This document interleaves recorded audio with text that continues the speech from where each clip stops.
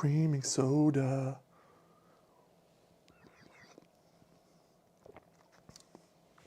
Not bad, not bad. What a delight. Hello everyone, good evening, and welcome back to another evening of BigDenoPlays Kingdom Death. Action-packed day today. We managed to catch a cheeky little stream in the morning before an eventful day where we're fostering a dog. So there's a little dog sitting over there in a crate that is able to walk around, but does not seem to be too interested at the moment, which is probably okay. She's had a big day. But if the dog starts getting stressed, you'll know what's going on when I have to distract myself from the joys of Kingdom Death. Oh, I should actually, that's a bad effort. I should actually check shipping. Has it landed in Brisbane yet? Come on. Not yet. That's okay. Yes, well, been a pretty interesting start to this campaign. You know, I often think that these little first few 10 or so years are the best Kingdom Death, because you do feel like you're running that razor's edge between victory and defeat, and it's always a nice tightrope to walk. But the general thing that happens for me is once we reach a certain point in the campaign, there's that rolling landslide effect where you feel like you're well ahead of the game. Is Mossy texting me? Is she asleep? She got up and sniffed around, but went back in the crate. Hello, Raziel. I hope you're excited, mate. We've got you out on this hunt, in this showdown with the pariah. So let's go over and we'll talk about what's happening. So a couple of things that I forgot in this morning's stream, mostly because Mossy was on my case to come and do things. I'm actually owed 2 seed patterns from 2 survivors, getting to understanding 3. So we're going to do that. Hey, Shalana. And then I'll run through the survivors. I think I've got them all set up now. So, all right, we'll cut. And we're taking from the bottom. We've got Reaper Jaw, fine. And the Item Smith's Lens. Ooh, that one's actually quite interesting. Barber Surgeon, Blind. All right, Reaper Jaw and Item Smith's Lens. Cool, we'll put those over there.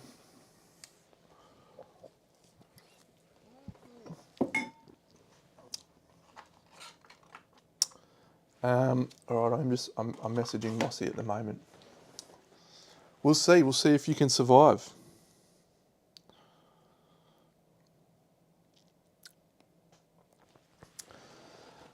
So let's talk about the survivors. We've got, as always, 5 glorious survivors. We've got Minerva.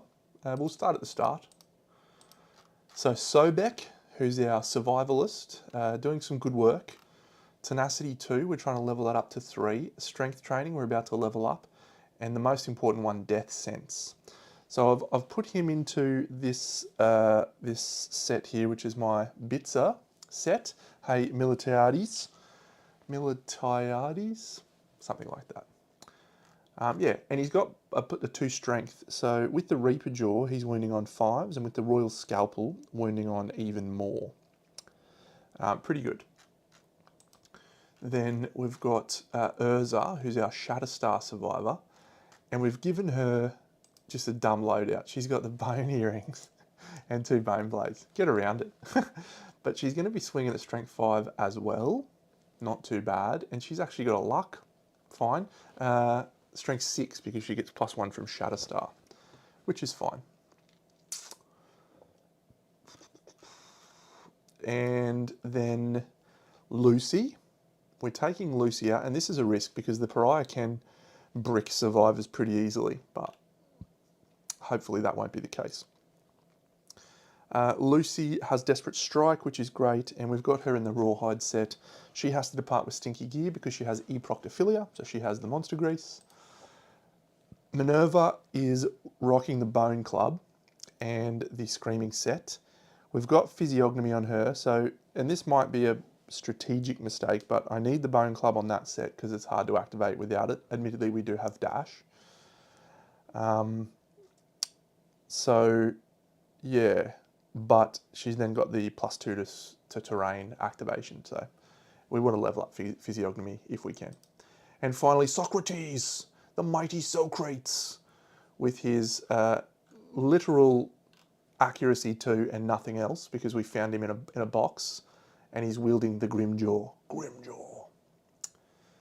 So yeah, should be a good selection of survivors. There is the Pariah.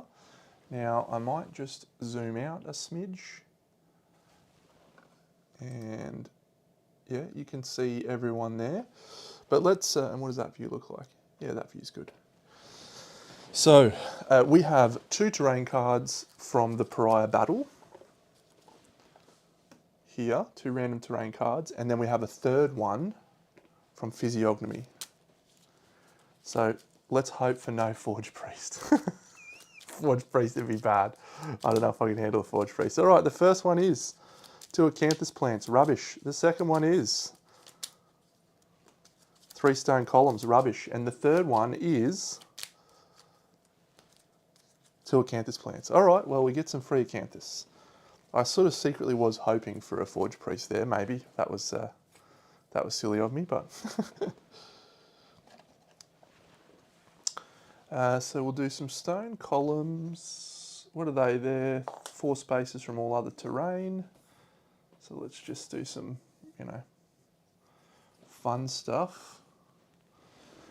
And then the Acanthus Plants. That's a very tired dog. Where are my Acanthus? Here. So we've got 4 of them, and where are they set up? At least 6 spaces away from all other Acanthus plants. That's ridiculous. So we go 1 down here next to Socrates, 1 here, 1 here. She's got the Screaming Armor, and sure, 1 up here. All right, I recall this fight being very easy. However, both times I had quite positive draws on terrain, and I think that made it feel easier. The first fight I ever fought this guy, I drew a Mammoth Leaf, and I just leaped on his face and did like 8 of his wounds in the first turn. It was good. Okay, so we do have Dash. So that's nice to know. Nice to know ya, let's do it again. Are we living in a one-night stand? And we've got 7 basic and 5 advanced in here. Somatic Empathy, when we reveal a AI card, we suffer the Somatic Empathy on that card. And I think that's it. I think we're ready to roll. So we're not going to quite level up Physiognomy yet, are we? So we can't do anything with those guys. 2 random terrain cards, place the Pariah, place the Survives anywhere in the blue spaces. We go first, and that is it. So let's do it. Let's do it. Yeah, we don't want to lose this fight because then we'd probably, our settlement would be on life support. Okay, who do we want to go with first? Yeah, well, let's surge with, let's start with our, let's depart, and then let's do Arrival, which is great. Ooh, look at that evasion. So yeah, so let's do, so Sobek's at full survival. Everyone but Urz is at pretty full survival. Okay, Minerva, she's got Facism, so she is going to just harvest this Acanthus plant. First of all, we roll a 3, which goes to a 4, which gives her, so it goes to a 5, which gives her a survival. But more importantly, she levels up the physiognomy once. Very nice. Then, do we dash with her and have a leap with this bone club? Yeah, let's do it. So she's going to dash. So she's dashed and surged.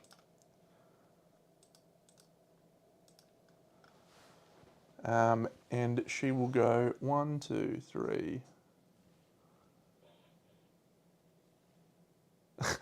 I think Mossy's trying to speak in the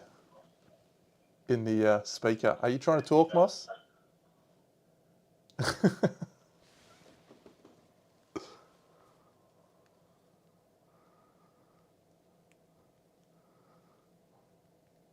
I can hear you in the speaker.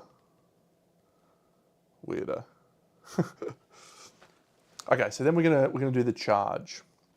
So if we look over here with the screaming coat, it's slam. We spend our movement to full move forward in a straight line. If you move 4 spaces and stop adjacent to a monster, it suffers knockback 1 and minus toughness until the end of the round. So he's down to toughness 9.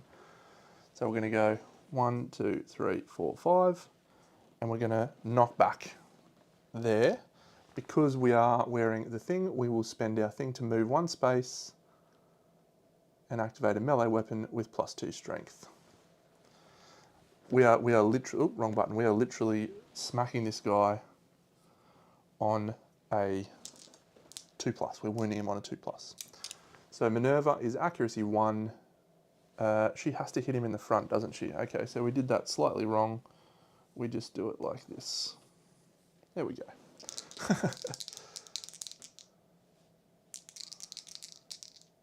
Okay.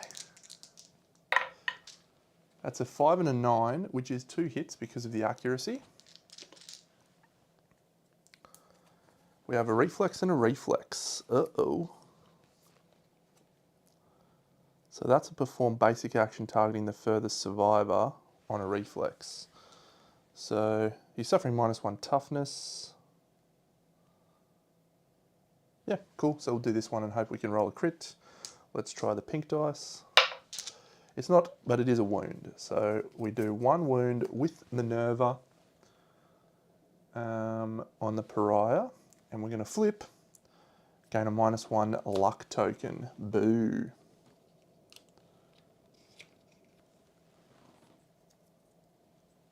That's okay, we're not really going for luck with her anyway. So that was somatic that, and now that was reflex. I did this one, perform basic action targeting the farthest survivor. So that's going to be here. 1, 2, 3, 4, 5, 6. We'll go like that. Da, da, da, da. So it has -1 toughness until the end of the round. Very nice. All right, let's do Shatterstar. Yep. So we're going to move Urza 1, 2, 3, 4, 5. Yeah, I messed up with this placement. Why did I do that? I'm not going to be an idiot. So yep, to here. So this is a 4-speed attack with a bone blade. And it's hitting on a 6, going down to a 5.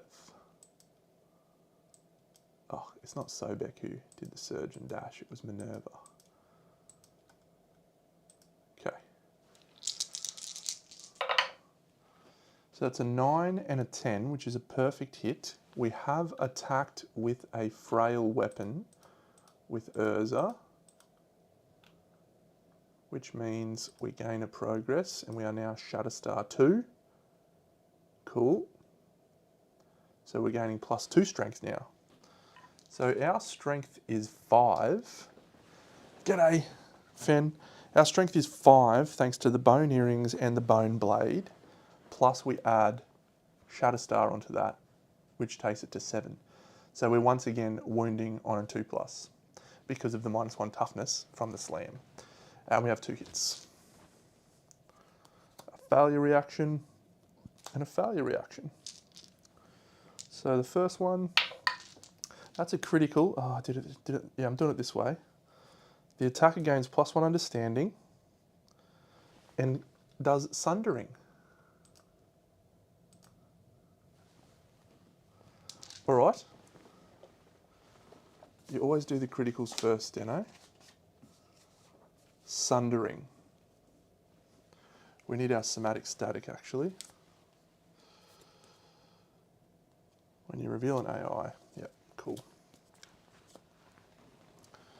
So, we're going to try and break free and try and not suffer the head explosion severe injury. That would be great. Urza. She rolls a lantern 10. I'm sorry. I don't know what to do. I don't know what I'm supposed to do here. I can't help what I roll. I can't help doing these things. Okay, so Urza is now going to take a Torment and gain the Secret Fighting Art Quadradept. Do you think it's that, Fan? Do you think it's the imperfections of the dice? Because I switch my dice out all the time. And I ignore somatic empathy. Ridiculous. That's probably a you problem, not a me problem. But could be me. So that goes away. And this is exchange all attributes and bleeding tokens. I don't think I'll be doing that. We'll try and do this one. Again, we're winning on a 2+. That's a 9. We don't fail. What's this? Oh, gain 3 disorders. Don't think I will. I'll surge with Urza. What a ridiculous time. She can't be knocked down. She's so good. She'll surge. 4 speed because of the things. That's 6, 6, 6, and 8, and that would be a wonderful 4 hits. There's nothing bad there. There's a reflex. There's a first strike. Oh, and there's a that first strike sucks. We have to get kicked back. We can't knock him down, so that's a shame with 4 hits. But we are still wounding on a 2+. We need to get rid of a weapon to archive this, don't we? Yep. When you archive a frail weapon, gain +1 progress. Okay, so 2+. That's a wound, and we will archive all your negative. No, I won't do that. So turn to face the attacker. We're going to do a kick in the kick zone. We're going to get kicked to the right. 1, 2, 3, 4, 5. And place a token on somatic static. We don't need to worry about that. But she does suffer 2 damage, which if she rolls the head could kill her. She rolls the boots. She can't be knocked down, so she's not knocked down. She's done. Great stuff. We'll save her for the next one. That's a shame. We got rid of good cards there. Wicked Bony Skirt. Okay, let's do the Grapple Claw guy. Because he needs to wound once more. 1, 2, 3, 4, 5. Yep, that's fine. Now we will actually go that way. And we'll swing with the Grapple Claw. 2 speed, 7+, which goes to 6+. And no, you're okay. So that's 2 misses. And we'll surge and swing again. Oh, yep. And we roll 2 hits this time, so that's good. We get a parry super dense. I'm glad I didn't use the scalpel. And a reflex. Knockdown. Or... yeah, that's going to move him 4 spaces away and not knock me down, so I can probably dash. So yeah, we'll do this one. I could critical on that one. The odds are that I critical actually, the way I'm rolling. So we'll use it. We'll use this white dice and see if I critical. So I do have 3 luck. So it's an 8+ to critical. He has no negatives. So yeah, I think we'll run those odds to get knocked down and critical on an 8. That's a 9.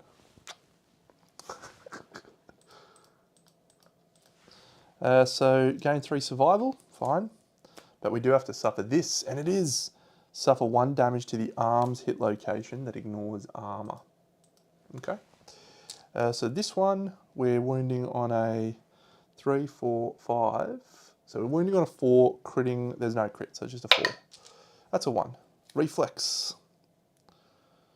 Move the monster 4 spaces away from all survivors. 1, 2, 3, 4.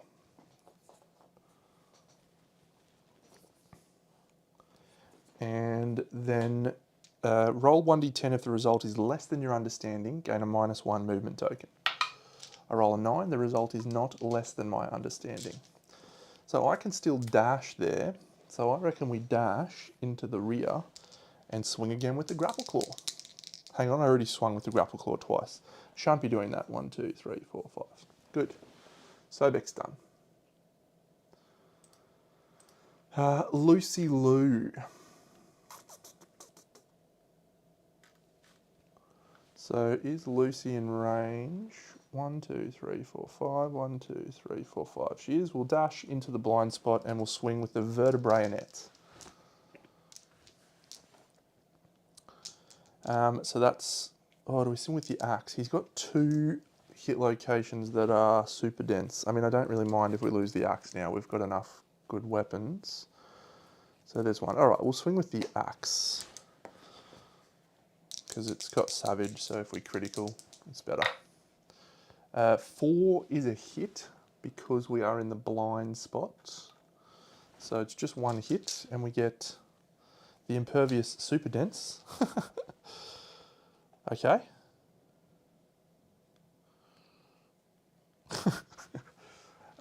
So if we critical this, which we do critical... Oh, I've got an extra speed actually. That doesn't hit. So if we do critical this, we still can't do a wound. What is the specific ruling on frail?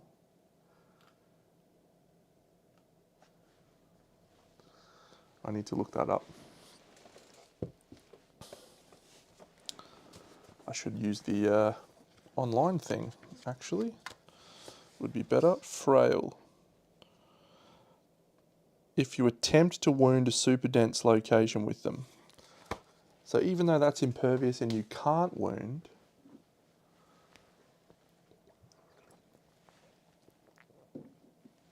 you're still attempting. So yeah, the bone axe is shredded. What a shame. It's not a critical, is it? 1 luck, not deadly. No, fail. Dead bone axe. What a shame. What a shame. So she'll surge with the vertebraeonet, I guess. And then she will immediately use her tenacity token to go there. And vertebraeonet's 2 speed, hitting on a 6+ in the blind. So that's 1 hit. And there is a failure reaction, but we're not going to fail because we're great. That's an 8. It's not +2 luck when wounding a thing, but it is a wound, so good. Oh, we're going to do this thing, don't we? Gain a -1 strength token. Oof, I always get nervous when I flip those that they're going to be awful, but so far, so good. All right. So Lucy's got a -1 strength token. I think that's everyone except for Socrates the Scout. I'm just going to try and pick up an acanthus from Socrates. Socrates is a clutch guy. Clutch. We don't need to go weapon proficiency chasing. Grimjaw's fine. So yeah. By the way, I've got bright knives, which makes Grimjaw strength 6, which is actually quite interesting. Something to consider. Okay. I can't believe we got quadri. Oh, did Lucy roll any perfect hits? I don't think so. With Desperate Strike, I don't think so. I think I would have remembered that. Death Sense, Strength Training. Yeah, we definitely did a wound with Strength Training on Sobek.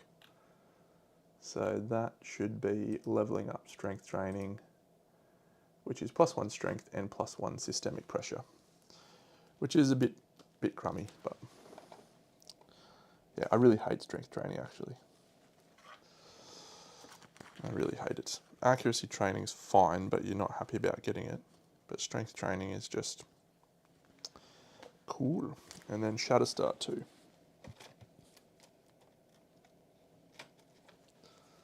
Got to archive weapons for that. What does Shatterstar 3 look like?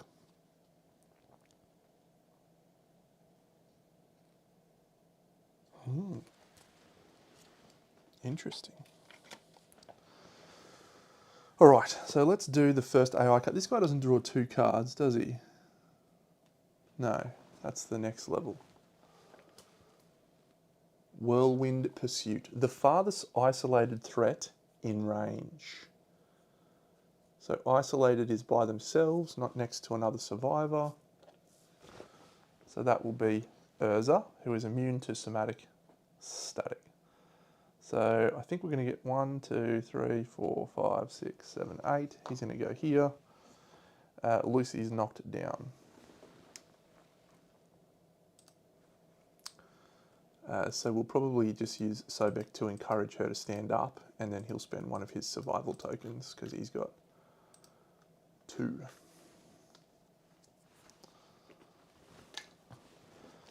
All right, so this attack is 2 speed, hitting on a 3+. However, Urza...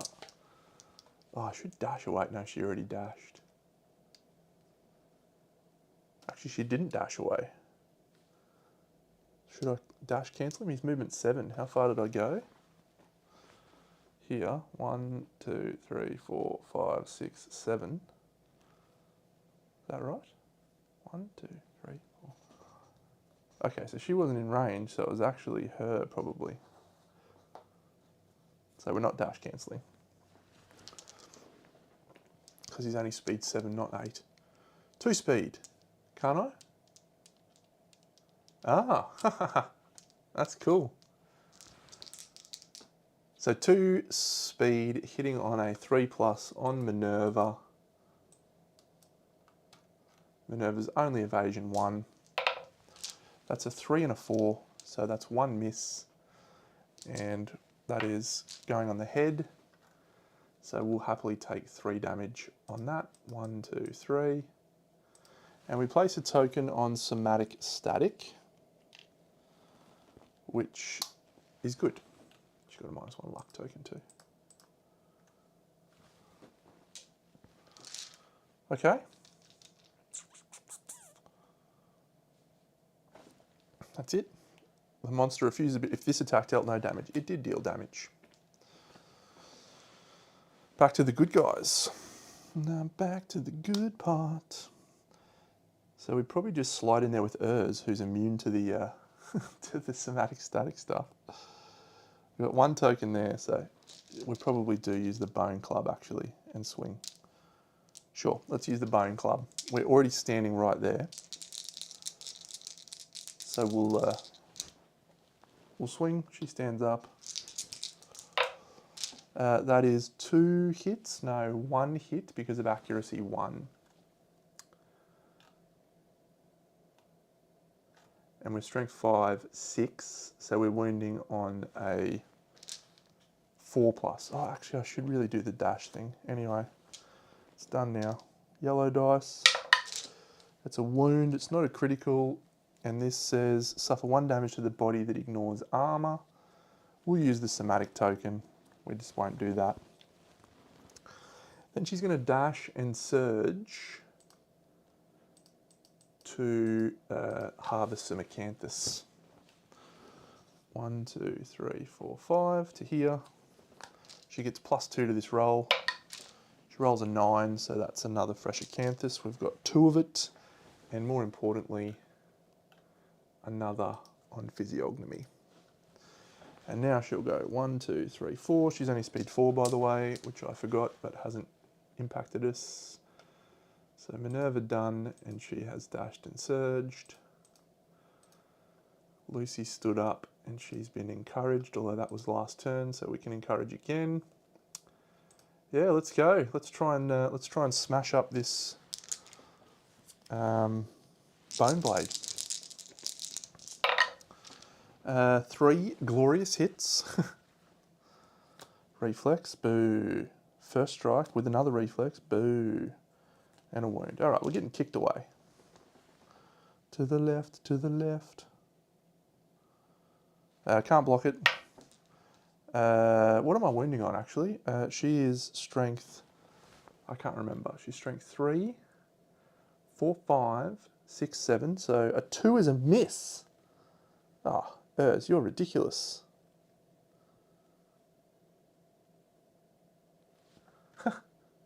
Okay. So she gets kicked away and she suffers 2 damage to the body. She can't be knocked down. And she's kicked 1, 2, 3, 4, 5. So she's out of it for this turn. Not her best performance.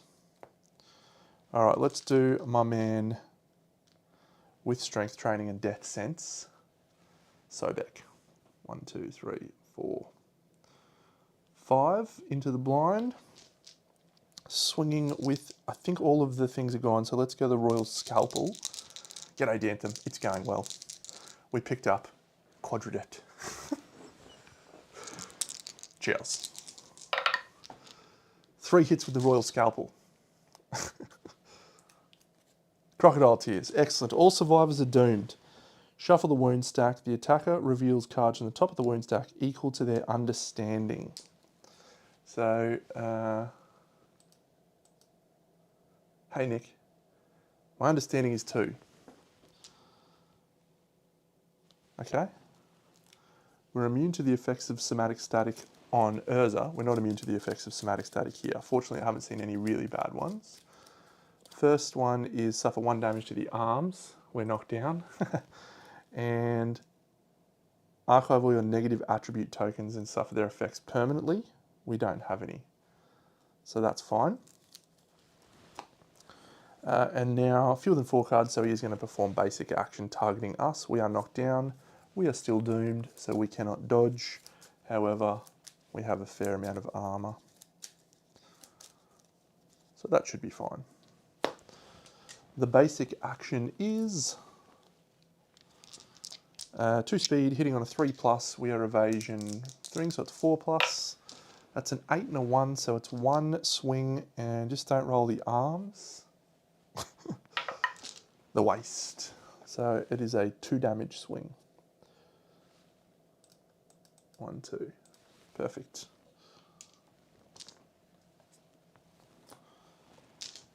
Okay, so we're knocked down, so Lucy will stand him up using her survival, and then he's in a dash and surge to get into the blind. And the reason we're doing that is literally just so I can use my other tenacity token. So yep, so everyone's out of tenacity tokens. He'll just swing around to the blind, like so, and have a crack with my Royal Scalpel. No, we'll go for the Grapple Claw. I don't want to risk the Scalpel when there's thingies in there. 4 and an 8 is just 1 hit. There is a wound reaction. We're critting on 8s and wounding on strength 3, 5, wounding on 5s. Because of our 3 strength. Oh, 6 strength. Wounding on 4s. Oh, it's strength 3. Nice. Okay, so 4s to wound and 8s to crit. That's a 5. It's a wound. Your retinal capillaries burst with rage. Roll 1d10. If the result is less than your understanding, gain a -1 accuracy token. It is not. My understanding is 2. We suffer a -1 speed token.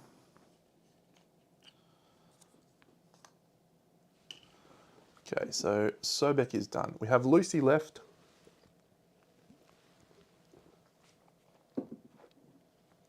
With her vertebrae net. She'll just go in the front.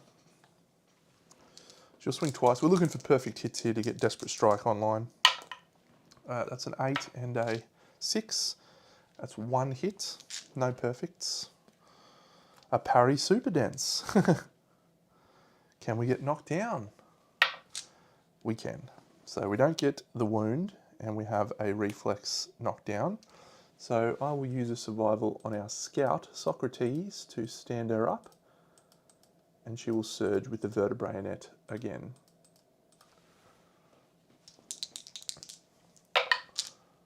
Two misses. Okay. So that's it. We are done for the turn. Yeah. Okay.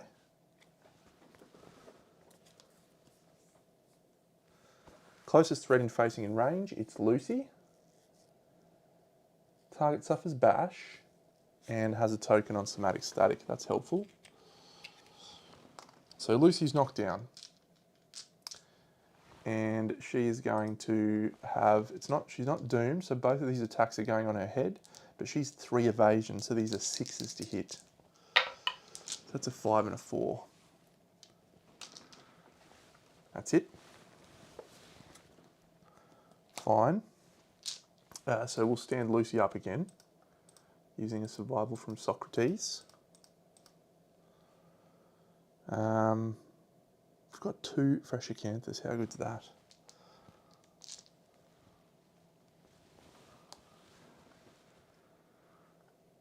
All right. Yeah, I think we'll go Sobek in the rear with Grapple Claw. 2 speed, hitting on 7s, 6s, 5s. 4 and a 5, so that's 1 hit. We get, there is a failure reaction, but we only fail on like a 3 or something. That's a 6, it's a wound, it's not a fail. Sobek gets, suffer 1 damage to the body that ignores armor. Cool. He'll surge and swing again.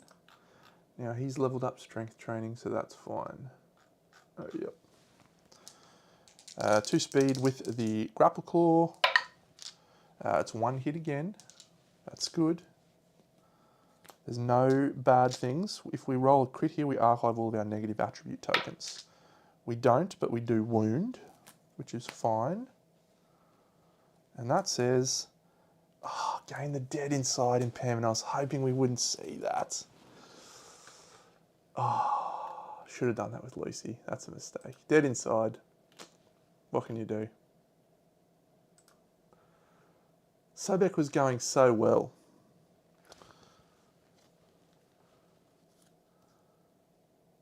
Yeah, which just means that he can't use the tenacity tokens, and that's it. Unless we can get a surgeon to clear that ability impairment. So be it. So be it. All right, Lucy's got a somatic token. At least we got rid of that. At least that's gone. How do we do this? I don't think it's worth now. I think we're better off using the charging bone club to just try and do the thing. So we're going to dash and then go 1, 2, 3, 4, 5. And actually, no. If I do this instead, yeah, if I go to here, I can go 1, 2, 3, 4, knock him back, which does knock Sobek out of the way, but that's fine. Moves are into position for that. So we'll activate the Bone Club, 2 speed, hitting on a 6+. 1 hit. So Sobek gone. On these ones, it's Prey Disorder and set your insanity to 0 and suffer 1 damage to the waist that ignores armor. They're both fine. Yeah, we managed to dodge dead inside until the very last card. What can you do? Dash. So this is going to do -1 toughness. So this wounds on a 2+, this single hit, assuming we have a hit location. We can. So that wounds. There's a reflex. We would gain a -1 speed token, but I'm not too worried. Gain the prey disorder and set your insanity to 0. Oh.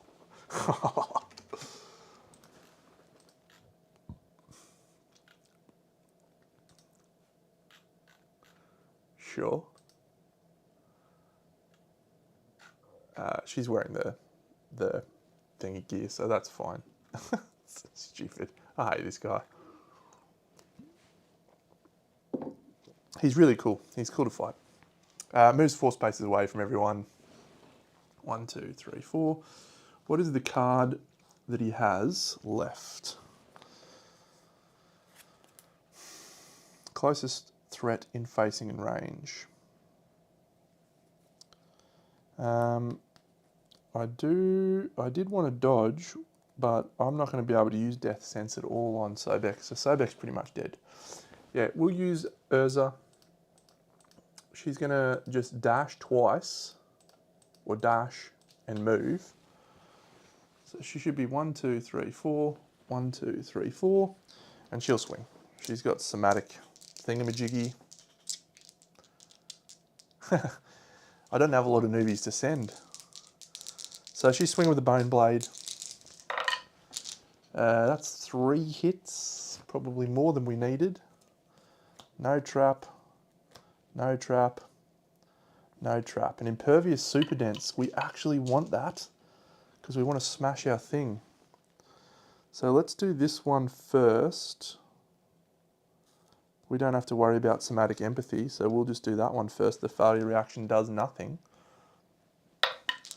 She wounds.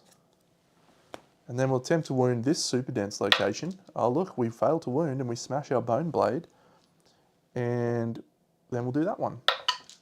And that's a 1, we fail. Move the monster 4 spaces away from the attacker. 1, 2, 3, 4. So we just need to do 1 wound. Lucy's going to probably have a crack with the vertebrae-nets. And we lose a Bone Blade, which is cool, because that is 1 level up on Shatterstar. Sweet little dog's very sleepy. That's nice. Perfect. She ignores the Somatic Empathy from that, so that's fine. Archive the Bone Blade.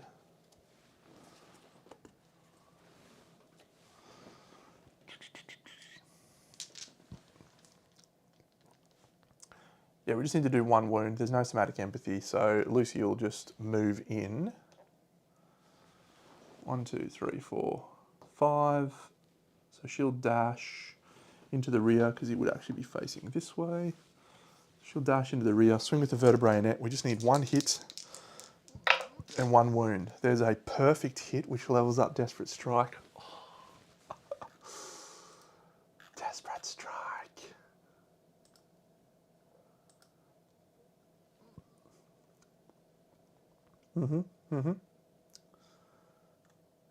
Oof. And the 5's a hit as well, isn't it? Vertebrae-net? No, it's not a hit. So as long as this isn't the trap... oh, we still actually need to wound this. Oh, we got a -1 strength token too, so that's bad. Okay, so here's -1 toughness.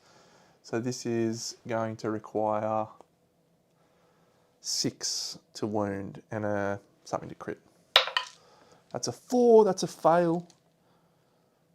We must spend 1 survival or suffer grab. We'll surge with the vertebrae-net. Cool, we'll try again. No hits. That's annoying.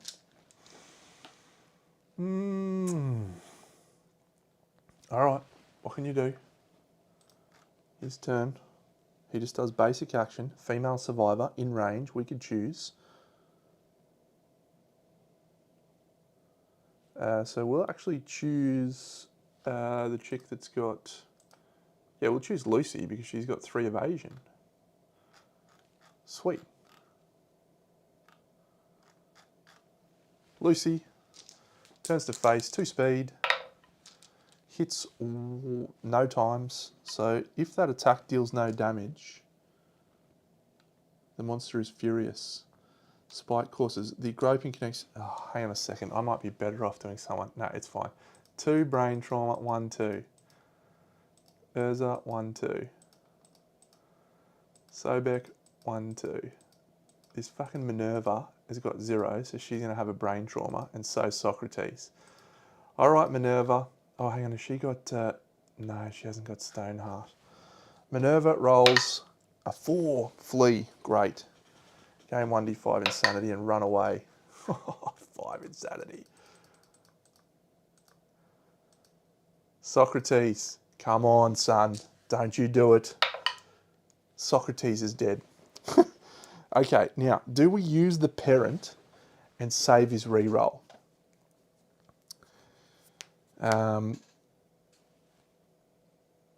Because I would probably like the reroll more than I want the parent rule. Yeah, the scouts are cursed, by the way. This is the cursed scout campaign. Hence more, anyone that pulls on the scout.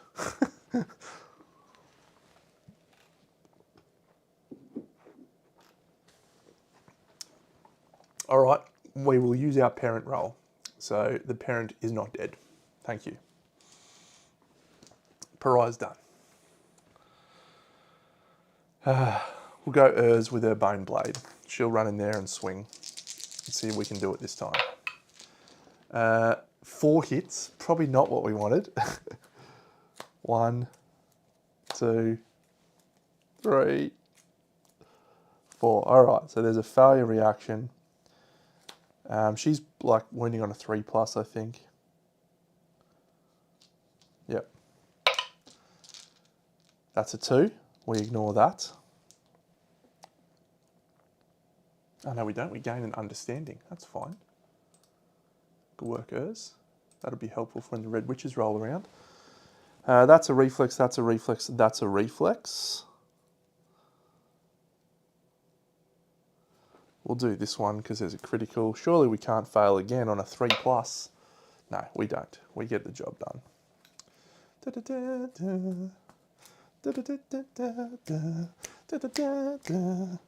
The final countdown. It's not the inverted pride, much as I would like it to be. 1 hunt XP, 1 weapon proficiency level, and our rewards. We gain 2 endeavours for each survivor killed in this showdown. What a dickhead. This guy sucks so much. We're headed for Venus. And Socrates may gain a philosophy. It's been a wonderful time for Socrates.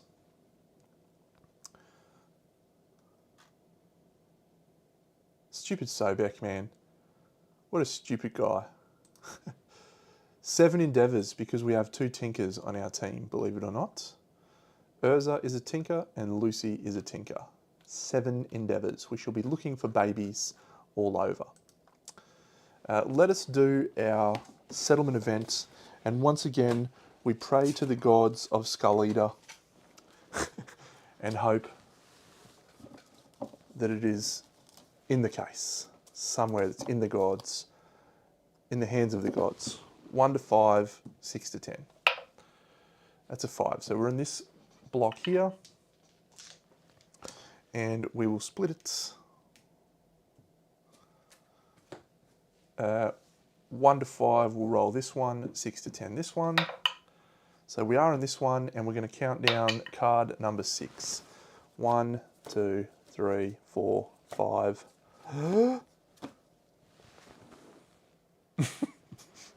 It's not. It is instead death. Okay, well this could be worth going with. Not Socrates, I lie. I was going to say Sobek.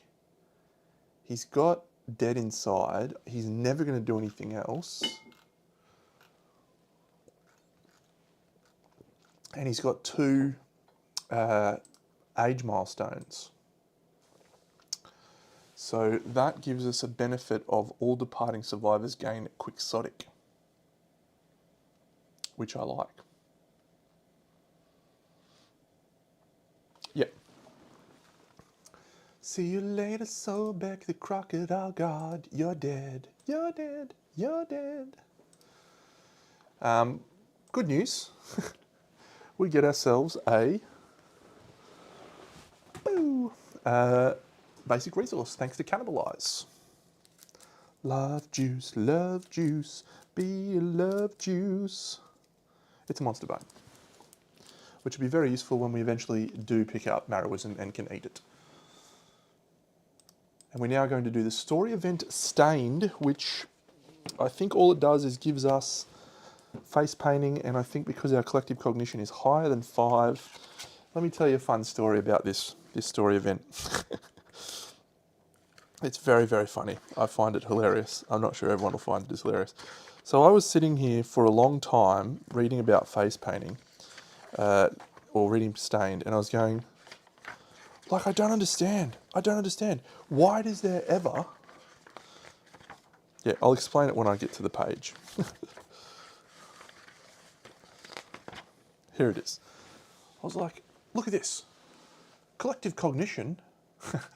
Hello there, Darren. Collective cognition 5. So you're always just going to get a 9+ result. You always get it. So why not, like, what's the point? I forgot people don't always win every showdown. So you might not actually be at collective cognition 5. You might be less than that. I was thinking, yeah, well, you've killed a butcher and you've got 2 other... You're always at 5. I don't understand. This is just a pointless thing. It's not pointless. Anyway, so we get face painting and we get survivor gains +1 evasion.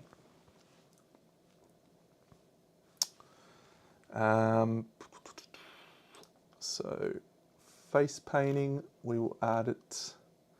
That has no things. And someone gains serial code and 3 Lumi. So serial code is you can't die. So let's give it to Socrates. Keep him in.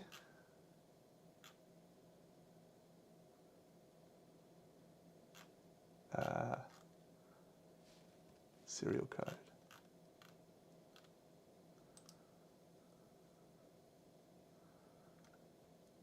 And he's going to get a... Why is his reroll not available already? I'd already used his reroll. How good's that? Who do we want to get +1 evasion?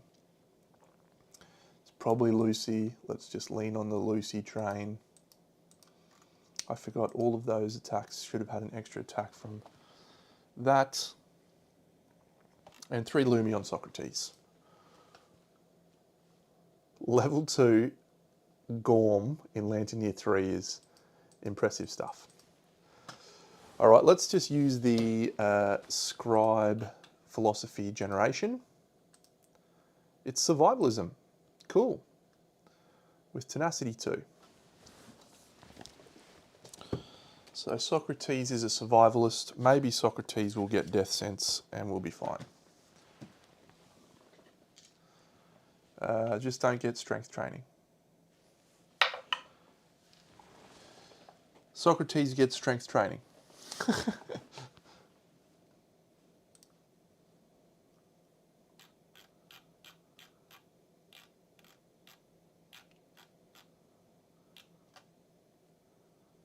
Great. I really love strength training. It's so good.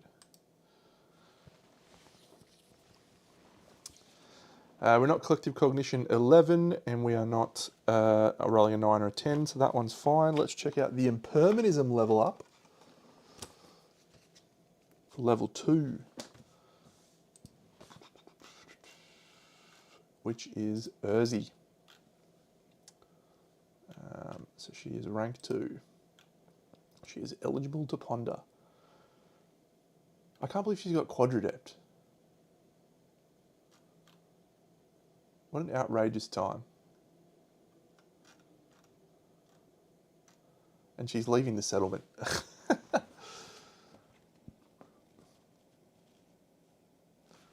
Gains a Lumi. And rolls a 6.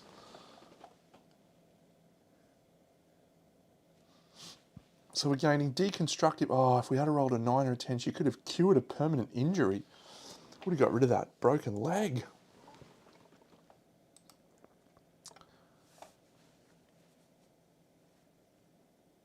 Oh, that would have been good. Okay, so she instead picked up a new knowledge which is called Deconstructive Mind.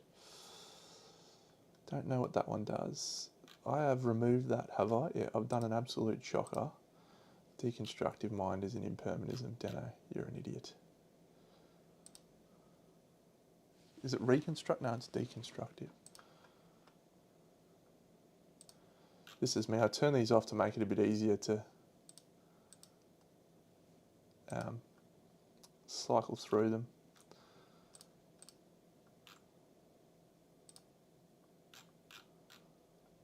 Okay.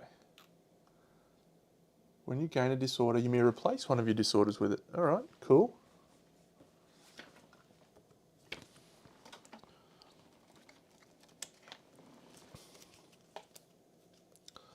Deconstructive Mind. All right, so now I'm going to do something that technically by the rules isn't sort of allowed, but it's the forum. We're going to do the forum. Technically this year, you're not supposed to deal out the knowledges until after the moment when you gain the forum. It's a dumb rule. It's a dumb rule. But we're doing it. Oh, have I leveled up? Yeah, Stoneheart, no. Physiognomy, no. Despair. Fear, no. Shutterstar, yes. Darkness. Hardy Ego, Strength Training, Tenacity 2. I've leveled up Desperate Strike, so I need to get that out. Yeah, cool. Yeah, we'll check that in a second. Yeah, if you gain a knowledge from the forum this year, you gain a Lumi. So, let's do it this way, actually. Because, once again, Scribe for the win. Let us... What? Do you only draw one? I thought you drew three.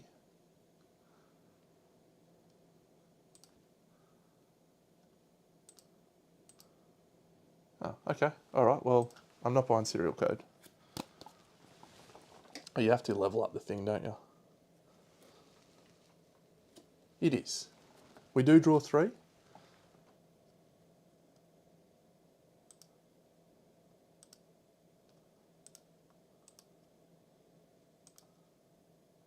Okay. Hunger, Hardy Ego, and Physiognomy. I will definitely be buying a Hardy Ego.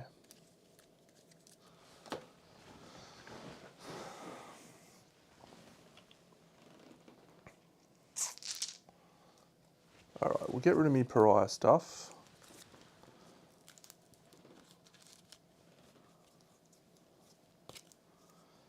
And we have to decide what we're going to do with our plethora of endeavours. But I think the main thing has to be replace. Hardy Ego. Ignore brain traumas. And since we don't have a lot of population, that feels really good. Okay, so we're innovating and we're going to face paint. So we've got 5 endeavours left. Have we got 6 collective cognition? We do. We've got frog dog fighting. Yes. Frog dog, frog tech. And we add it to the forum as well.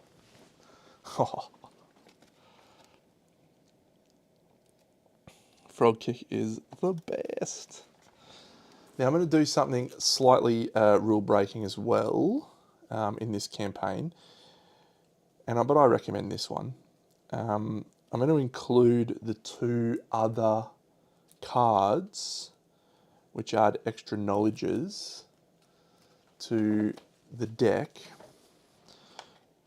at the whatever the ones are. The ones that you get from Survivor's Death, the Freeform Dancer and that other one. I'm just going to include them. So Ecstatic Dance and Perceptual Isolation. I'm going to gain those at the same time as I gain those other ones, just because I think it's cool to use them. So who do we want to have Frog Kick?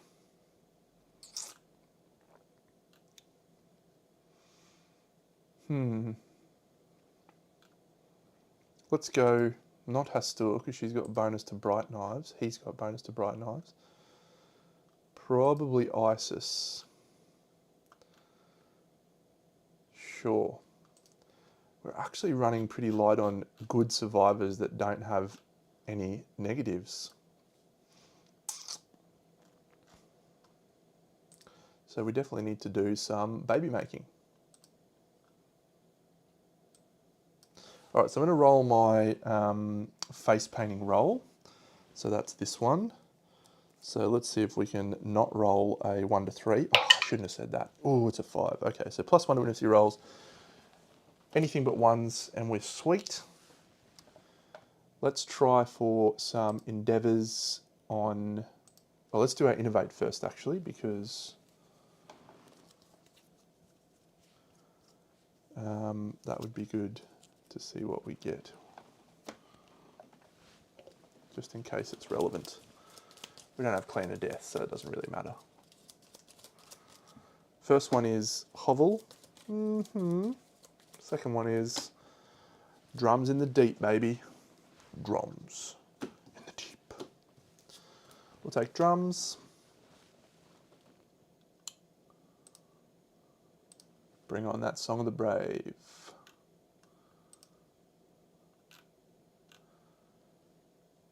So we added Song of the Brave and Forbidden Dance into the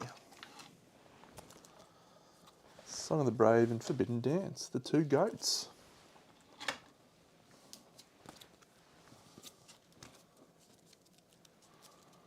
Okay.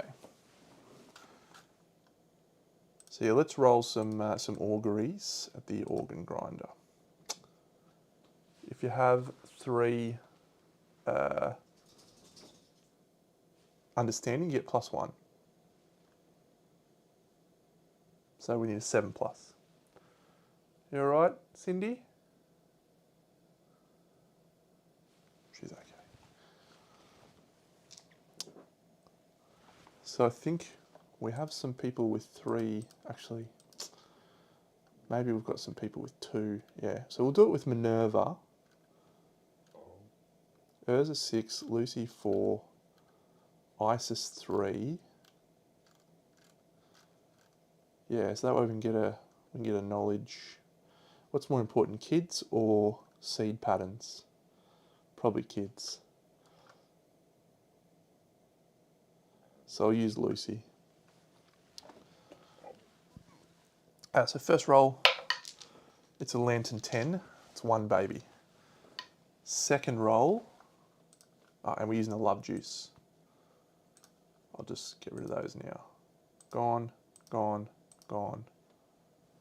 And we picked up a Monster Bone from the Death of Thingy.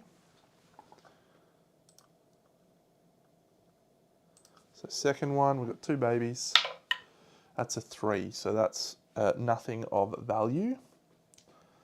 Third one, that's a 3, so nothing. Fourth one, that's a 6, which is a 7, damn. And the last one, that's a 9. So we've got 3 kids that we're going to do on the Ark Survivor intimacy table, or 3 rolls, I should say, because it might not be kids. We might have some people die, which would be awful.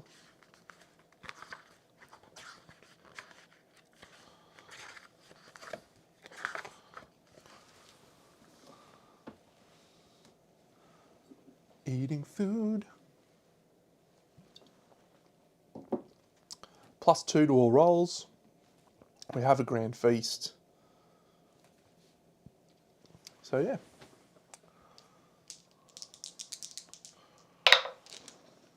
So that's a 4, because we've got a 2. So we have just a newborn brought into the world. It is grand feast year. Glorious. All right, so we need some god names. I think we need to do Janus. Fen was desperate for a Janus. There it is.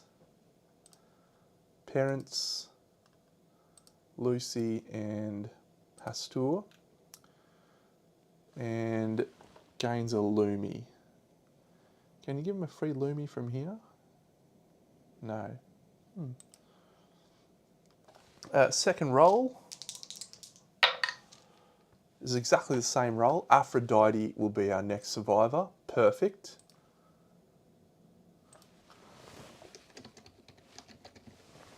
Oh, we're going to do characters, yes. All right, and that can be Minerva and Socrates getting amongst it. And then our last roll, let's go double reds. 6 goes to 8. 1 population. The parents each gain 10 survival. Oh, the newborn gains a knowledge from one of their parents. Very nice. So we'll go Lucy and... who's got... I do like Icarus. Flo. Too close to the sun, Icarus. So Icarus gets a knowledge from one of their parents. Oh, he's a crab man. So Lucy's got Desperate Strike 2. Hers has got... No, who do we want to... We want to give out Hardy Ego. So we'll actually make it Persephone as one of the parents there. Frog Kick is glorious. Frog Kick is glorious. All right, so Icarus has parents as Persephone and Hardy Ego.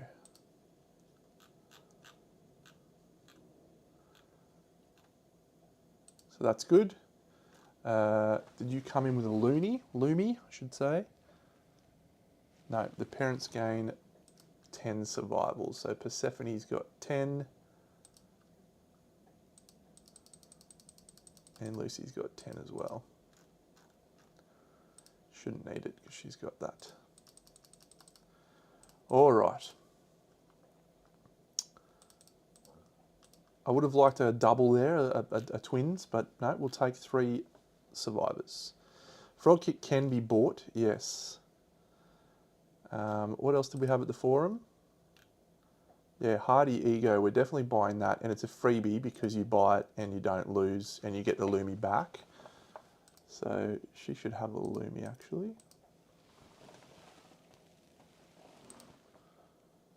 So I sort of want to give her Hardy Ego. Yeah, I'm going to give her Hardy Ego from the forum. We do have Phoenix, yep. So she costs her 1, but she gains 1. And I probably will buy another Physiognomy at 2. So we'll give that to the Scout. The Scout is just going to be a legend. I think we'll get rid of strength training. He's not going to be doing a lot of fighting. A little Physiognomy there helps. I've done some great stuff with Frog Kick. It is fantastic. It is one of my favourites. And I just was thinking, I was like, oh my god, I've got Quadradept. I can use Frog Kick with Quadradept, but it's just basically the same thing. It's all good. Quadradept's great. Okay, I think that's all of the stuff we're doing this Lantern year. Mm-hmm.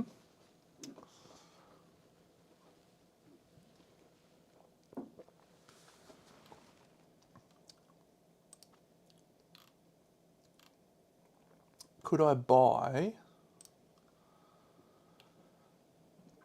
So I might actually... Oh, I might actually flip another one because you can do that by spending 1 Lumi. So maybe I do that. Let's have a look. Oh yeah, the characters, yeah. All right, we'll do it. We'll do that. Flip another Lumi from Socrates. Stoneheart, and I'll give that to Lucy to get rid of her fear. Because she's got 2 Lumi.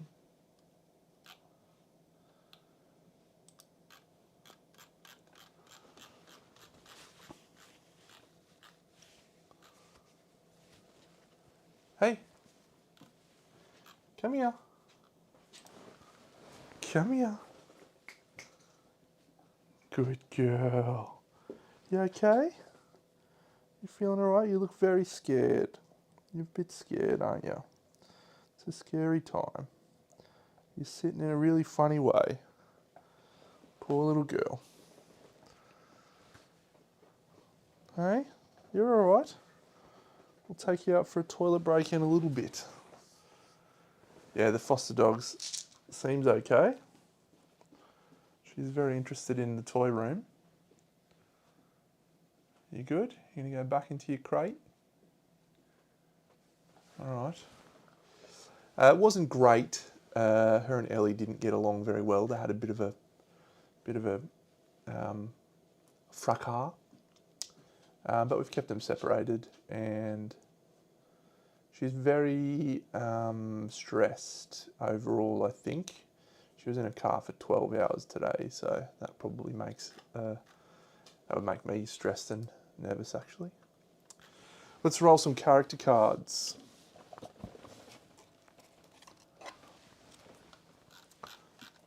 So our first one that we're going to do is Janus. He's not got the Krabby. We might get the Krabby. Janus has got the Ardent. It's okay. The next person down is Aphrodite.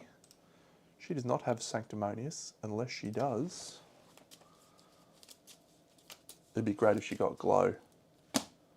She's got the Krabby. She's got the Crab Woman.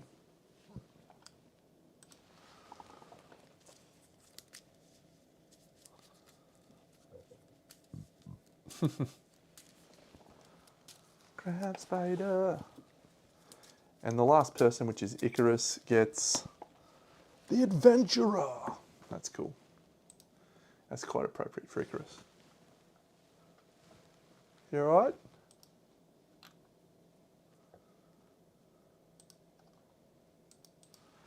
Done?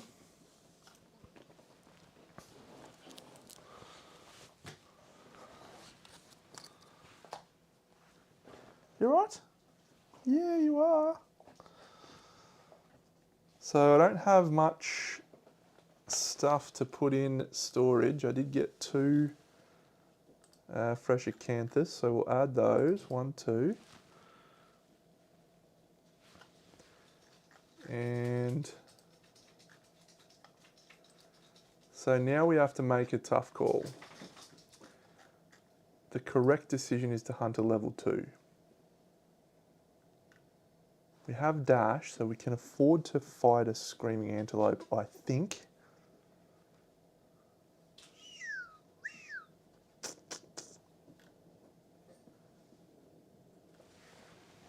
You good?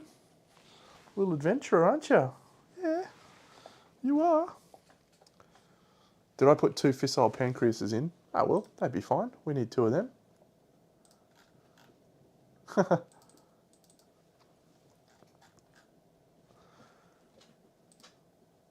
Okay, so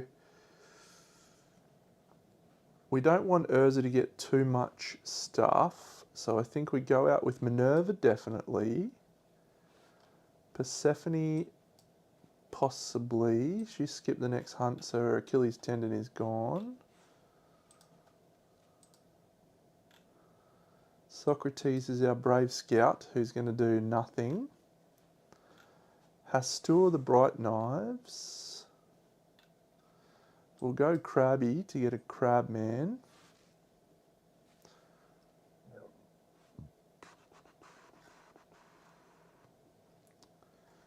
Loki's not even here.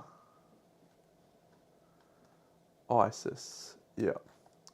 Now all departing survivors are going to get Quixotic, but not any of them are departing insane. Is Quixotic, if you depart and you're insane, gain a strength token, I think.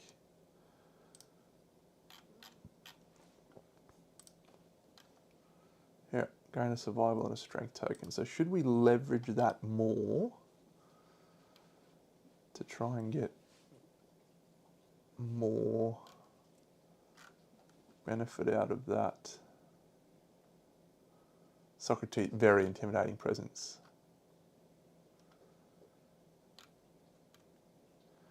Yeah, so maybe we won't send out Aphrodite. Maybe we'll send out someone else who is already insane. So do we go out with Urs? It's literally Urs or none.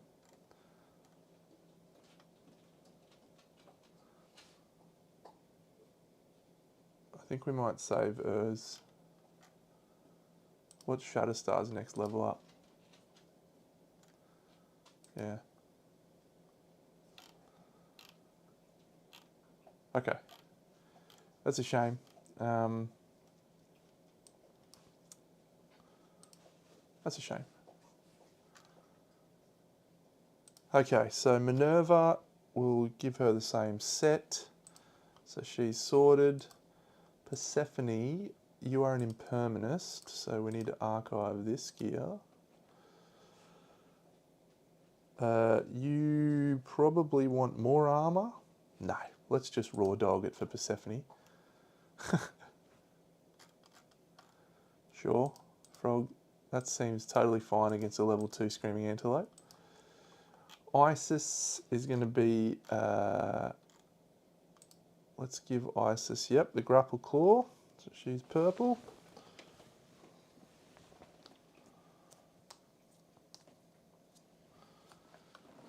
And Aphrodite, you can be in red.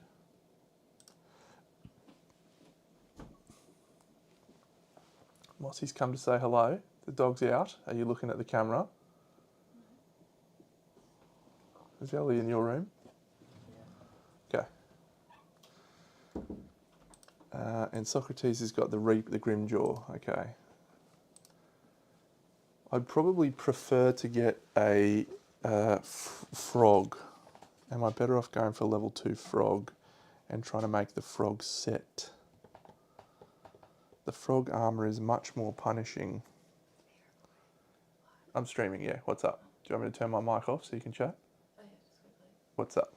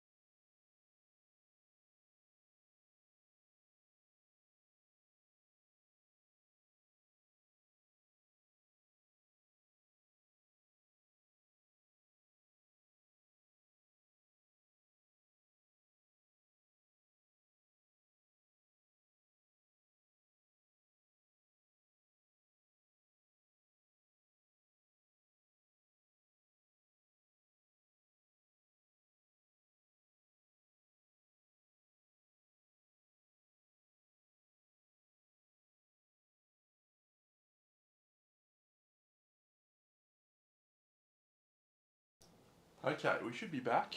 Just going to put my mic back on. Let's do a poll, actually, while I'm setting everything up. Let's do frog dog or antelope. What should we hunt? A level 2 creature.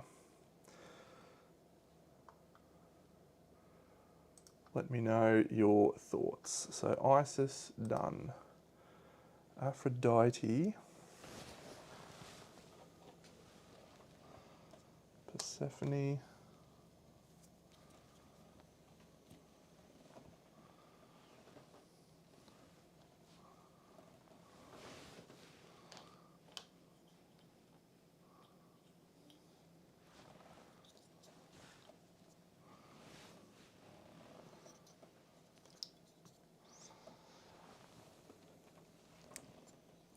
I definitely don't have the armor for mature.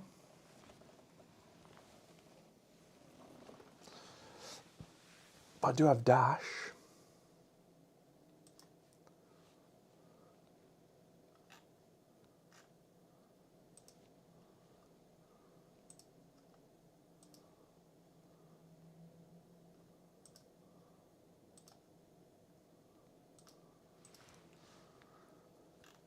Alright, so she's getting Quixotic.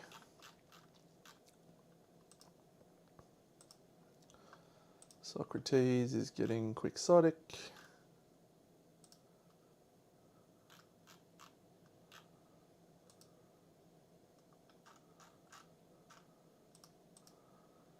Isis is getting Quixotic.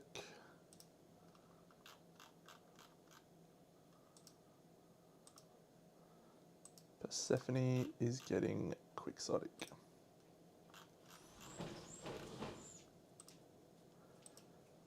And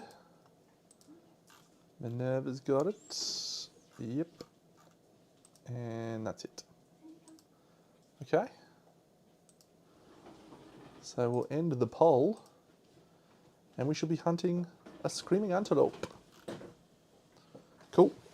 Hey. You want to put her in the crate?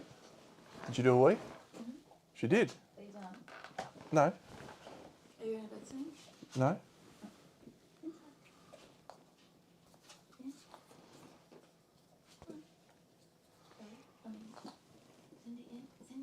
Cindy.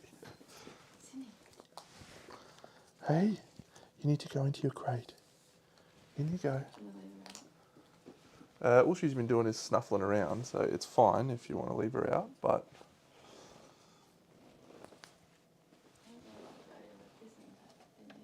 No, I don't like that idea either.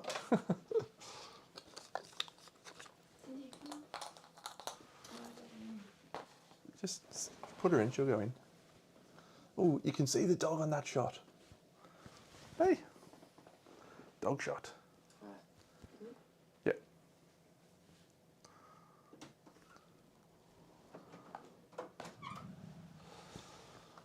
Haha, Mossy will be painting some minis soon. I told her to get into it. Okay, we're departing for a screaming antelope, level 2. Oh, I feel nervous. Okay. Can't remember the timing of this. When we depart, are we in the hunt phase? Are all these people becoming tinkers? I think they're all becoming tinkers.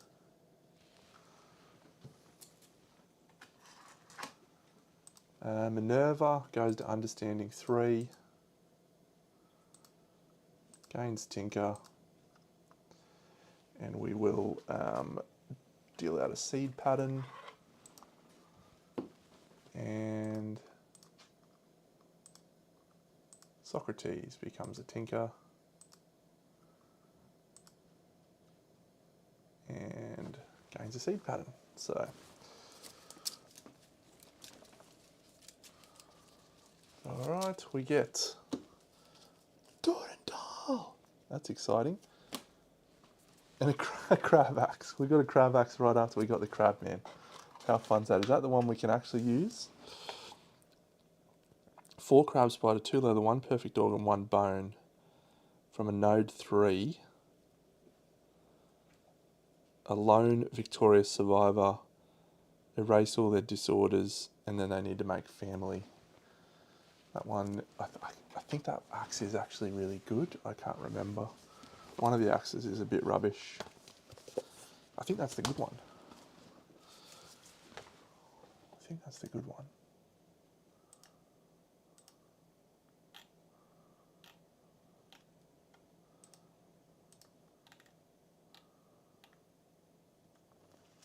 Durandal.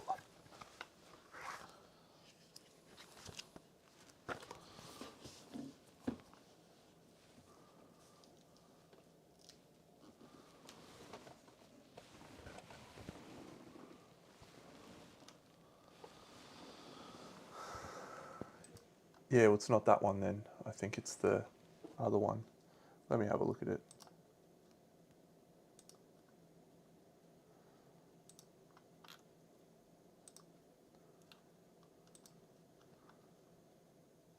When you hit with this kind of crab token. Oh yeah, that's fine. You can, yeah, that's a fine weapon. If that ends up lining up, we might try for that.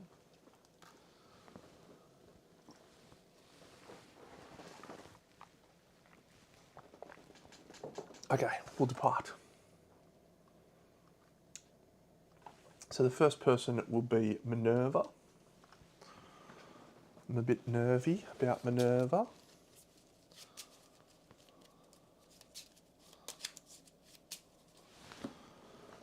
And then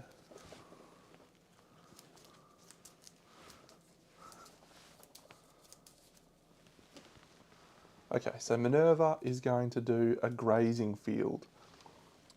Each survivor may heal one hit location. Fantastic. Fantastic. Always good to get that one nice and early. Get it out of the way. 16.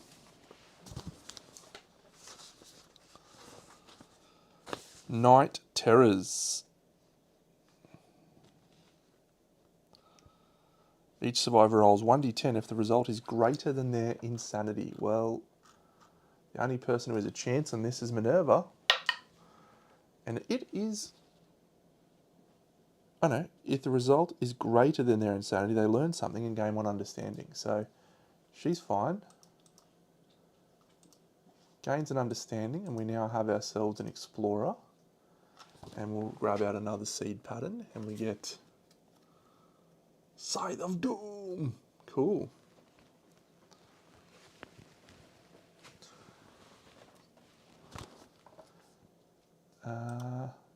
Gain an understanding.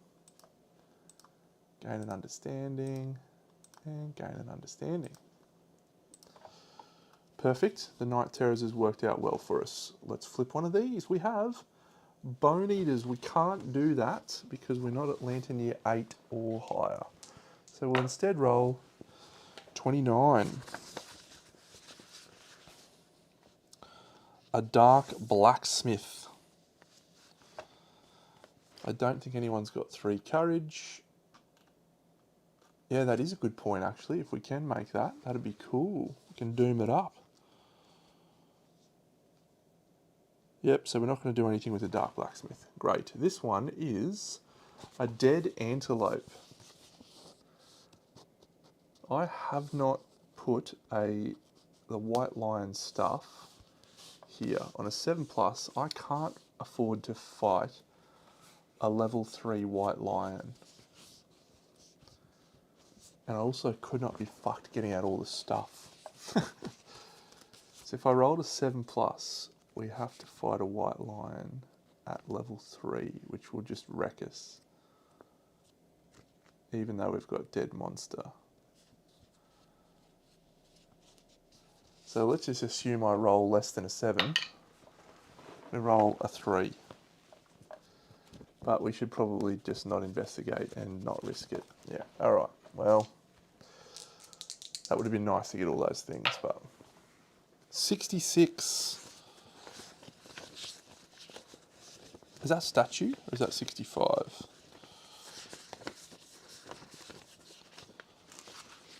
Good girl.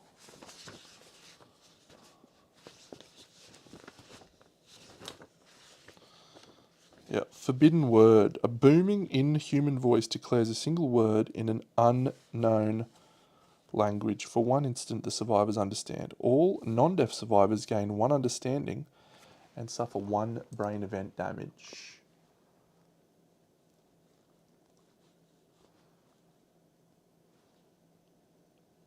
If they are insane, they also gain a random disorder.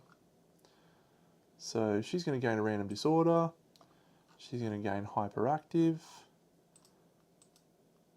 And she suffers a brain event damage. She's going to suffer a brain event damage. She's not insane. She's going to suffer a brain event damage. She's not insane. Brain event damage, not insane. Brain event damage, not insane. Everyone gains an understanding. And Aphrodite and Chief. Oh, I haven't been rolling any insight rolls. Oh my god. What am I doing? I need to go and roll insight for everyone. She is also an explorer. We use the insight table for this one, don't we? Yes, we do. All right, let's start at the top because everyone here is now high enough. Okay, Minerva. Minerva's going to roll her insight. So hers happened in the showdown phase. Yep, So Minerva rolls a 7, so she gains 3 survival and 3 insanity.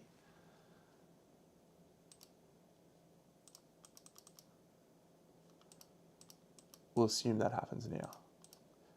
Persephone, she is a explorer, so hers happens in the thingy phase. She rolls a 9. She gains a permanent accuracy. Good one, Persephone. Isis is a tinker, so Isis rolls a 7, so she gets 3 survival and 3 insanity. Well, she can't gain. That happened at the start, so that's fine. 1, 2, 3. Don't be like that. Scribe, you're too clever for your own good sometimes. Aphrodite got hers on the thingy phase. She rolls a 1, which is reroll 1 hunt event roll this hunt phase. Cool. And Socrates rolls a 5, which is 3 survival and 3 insanity.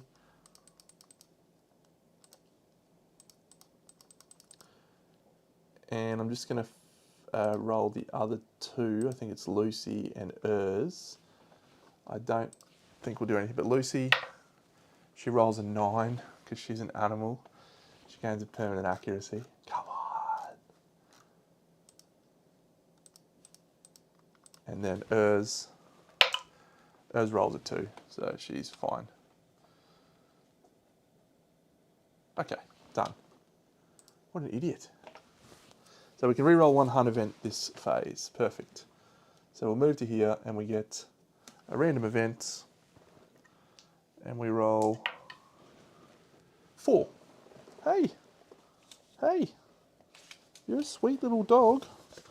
You're very quiet and gentle. Famine. You may have the survivors gain 1 courage and press on.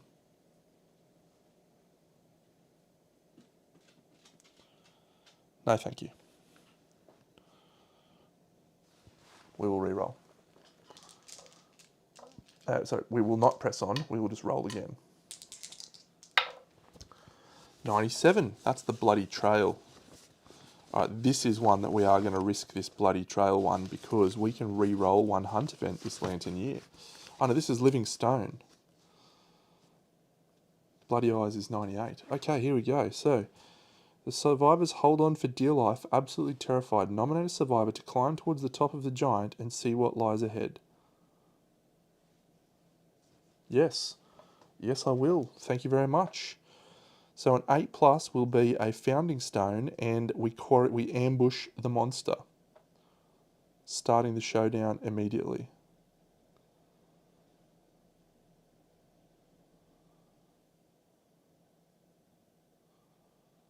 Okay.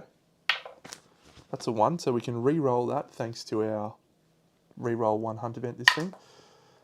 I'm going to change dice actually. We'll go the blue. Into an 8. Yes. We're going to founding stone, and we're going to start the showdown immediately.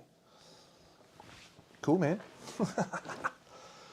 Bypassing all of that stupid stuff that we have to do with overwhelming darkness. Manage departing survivors, apply arrival bonuses. Okay, let's do some terrain. So we have 2 random terrain cards, and then we have 2 physiognomists, Minerva and Socrates. So we're going to have 4 of these.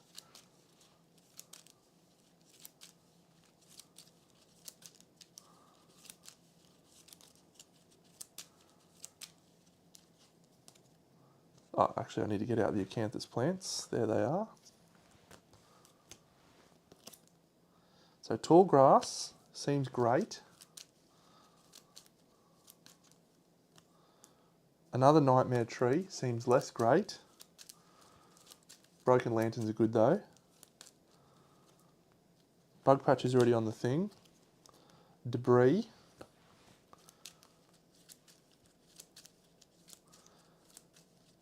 And a mammoth leaf. Okay. No Forge Priest. It's a sad day. Is it in here? Have I definitely put it in here? I have. There he is. The God Metal loads. Okay, so we've got a tree, a leaf, debris. Fine. I'm not going to get my tree out because I don't want to disturb the dog who's just gotten relaxed. So Nightmare Tree, 4 spaces away.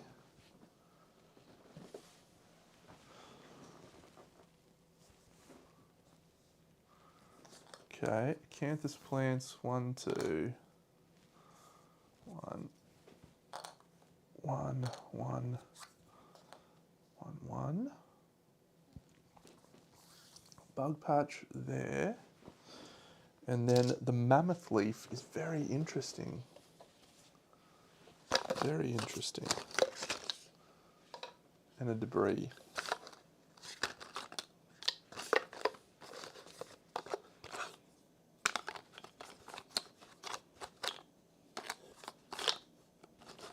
That's just a survivor corpse. That'll do. Debris, set up adjacent to any board edge. Fantastic. Alright. So we want the chick who is doing this to activate both of those. We want this chick to go here. Her to go here. Her to go here. And me scout a long way away. Scout's in big trouble this fight.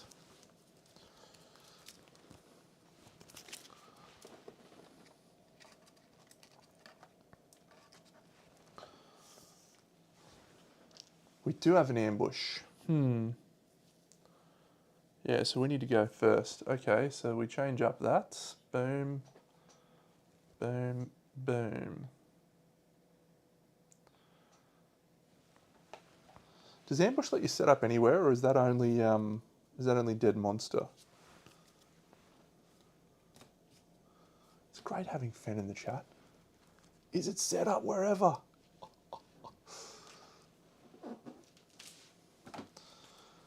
Great. 8+ to ambush. Seems like a good day. Well, let's put a mammoth leaf in play so I can jump off that into this guy's face.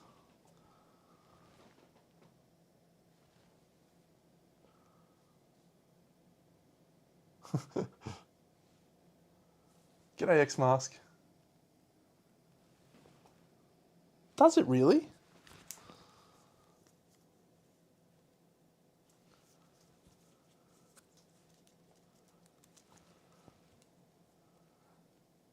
Ah, okay. So that means the acanthus plants all have to be away from each other. All right. And I've got 2 tall grass as well. Man, this is turning into a very aggressive showdown of terrain. Does anyone actually use the showdown, the board?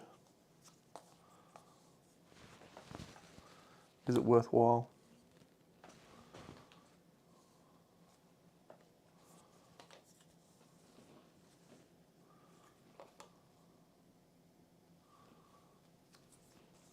The thingy board.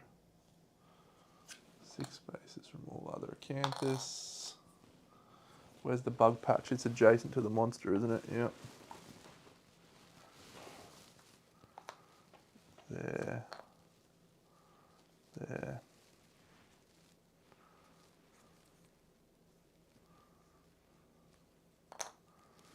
There and there.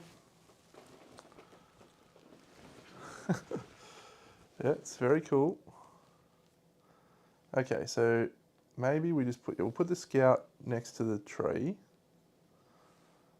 She's the one, yeah, that's fine. So I guess we're gonna jump with my, that's an awful decision. Why am I just rocking with a bone blade on her? That's awful. Vertebrae net, royal scalpel. So she's going in there. She's going in there. She's going in there. And we're just going to physiognomy our way. monster doesn't have to start them. No. That's too complicated, mate. I can't do it. I've had enough. It is what it is. 1, 2, 3, 4. Done. Debris. We want a 4 to 6. Okay, let's get some AI cards happening. So here's some gobbled up. We shouldn't need those. What's the level 2 guy have?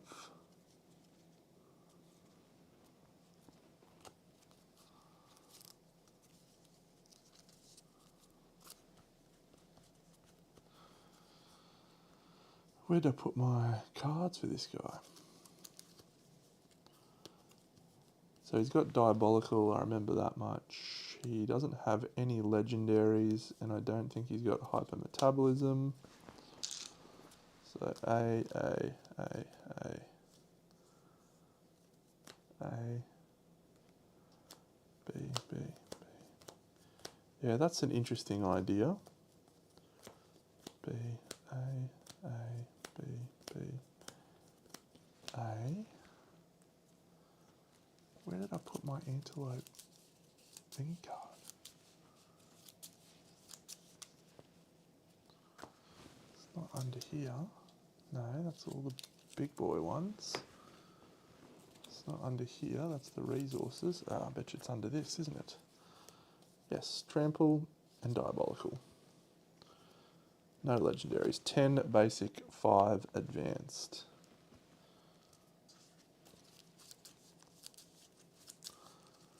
One, 2, 3, 4, 5, 6, 7, 8, 9, 10. Hopefully no chow downs. All right. If we can get through this, the settlement is on a good kilter. 1, 2, 3, 4, 5.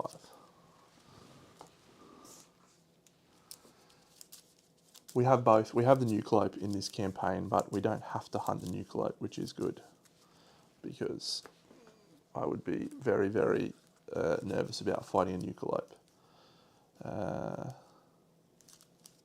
There's only one.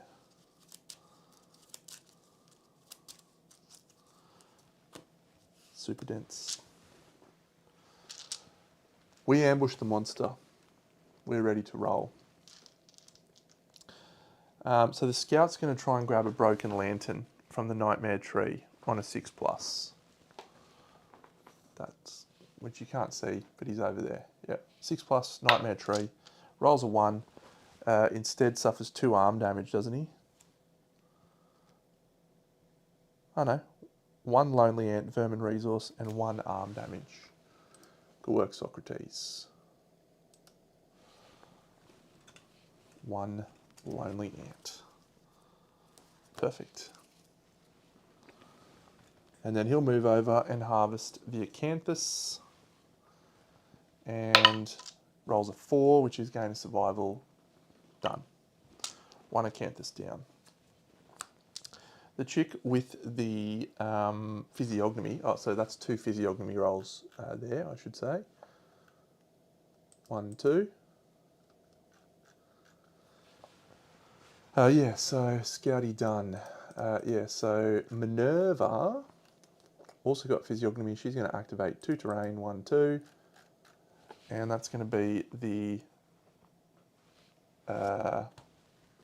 acanthus in front of her, which is a 5, gain of survival. She's at max.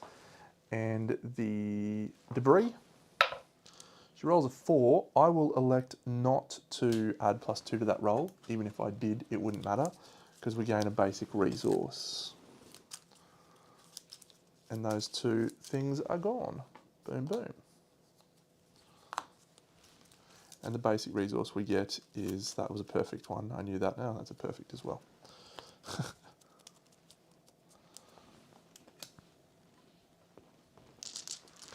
And then she's going to move 1, 2, 3, 4, 5.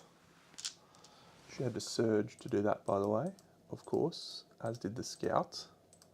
Surge.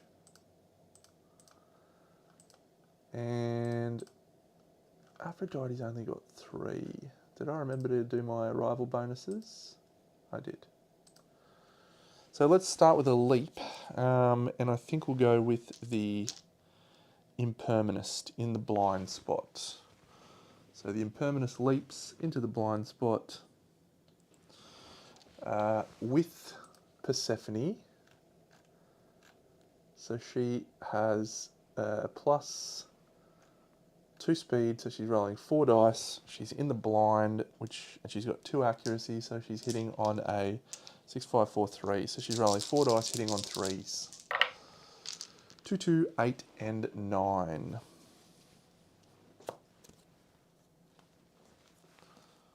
There's a reflex, and there is a restless muzzle. Let's do...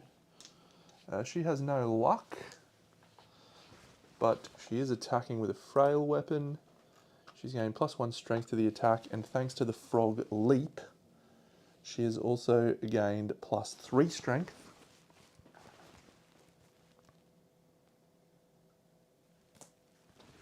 So 3, 4, 5, 6 from Shatterstar, 7, 8, 9 from her thing.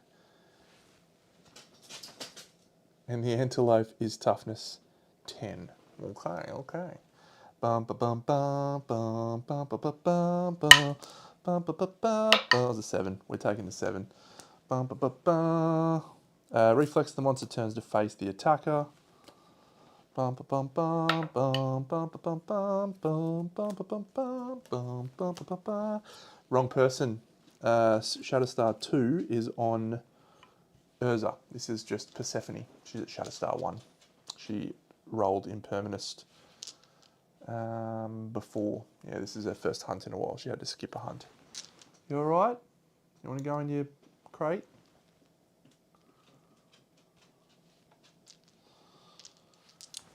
Good work, Persephone. We will not...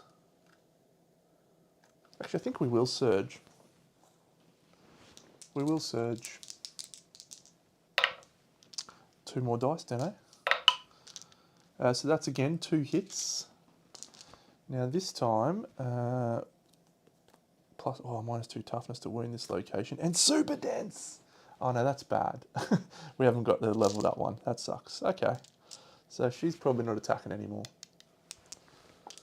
Yeah, just walking around, having a sniff. She seems pretty chill, but... Okay, so we've archived our second Bone Blade. We're wounding on a 4. This one's wounding on a 2. So that's a wound. And we gain an insanity. And this one, that is a fail to wound, but we still archive our Bone Blade. Alright, I guess we're fisting and toothing. So we will leap with the vertebrae-nets chick. So she's here. 1, 2, 3, 4, 5, to here. And this is in the blind spot with the vertebrae-nets. And done. Did I remember to spend a survival to surge? I did not. Yeah, so Aphrodite, she's leaped.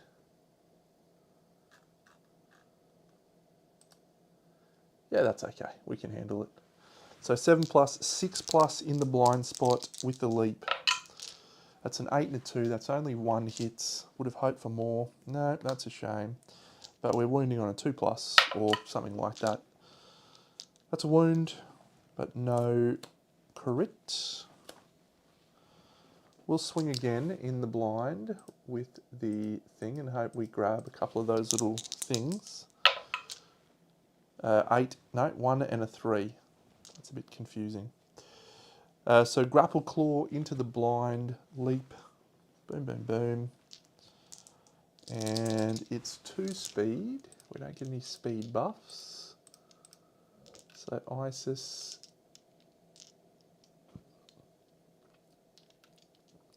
Frog kick. Oh, what tokens did she get? She got +1 accuracy and +1 strength tokens this time. Great, what a legend. So 7+, 6+, 5+, 4+ hitting on 4+. That's a perfect hit. and a 1. There's the thing, we needed it last time. We're not hitting with a club or a shield, but we definitely wound the delicate inverted knee. We will swing again with the grapple claw. We get 2 hits this time. We get a trap. Uh-oh. All survivors adjacent to the monster suffer 2 brain damage per monster level, knock back 5, and are knocked down. Seems pretty bad. So 1, 2, 3, 4, 5. So hits there, both knocked down. 1, 2, 3, 4, 5. Hits there and knocked down. 1, 2, 3, 4, 5. So that's 4 brain damage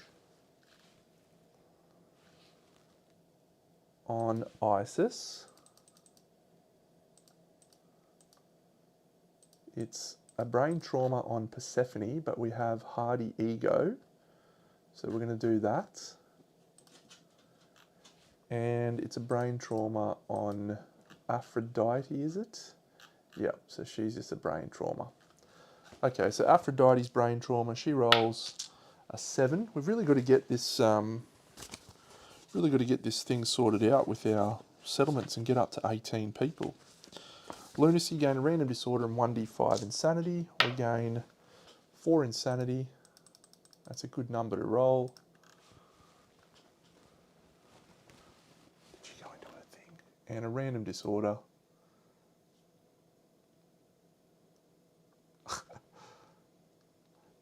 I hate that one.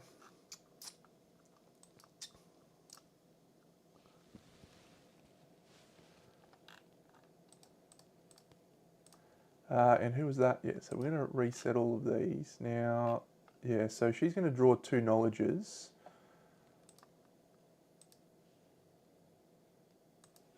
Yeah.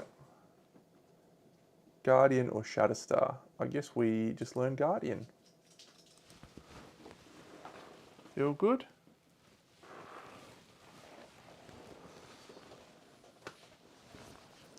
And that decision to purchase that was great. Yeah, I get too excited by blind spot attacks. So everyone but the scouts knocked down. I'm actually fine with that.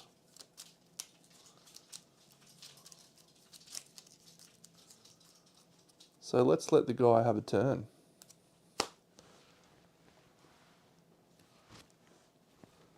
Chow down. Full move to the closest acanthus plant. He is out of range. He is not adjacent to it. So he's going to go... how do we do this? Yeah, 1, 2, 3. Because I'm not an idiot.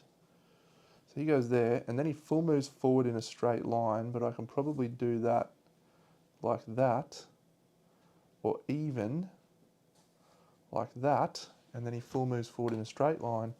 2, 3, 4, 5, 6, 7. Oh no, through the nearest survivor. No, it was in a straight line because there was no survivor near him. Okay, perfect, great, well done. Good work, team. Everyone stands up. Hey-ya. Chow down's on top of the deck. Diabolical.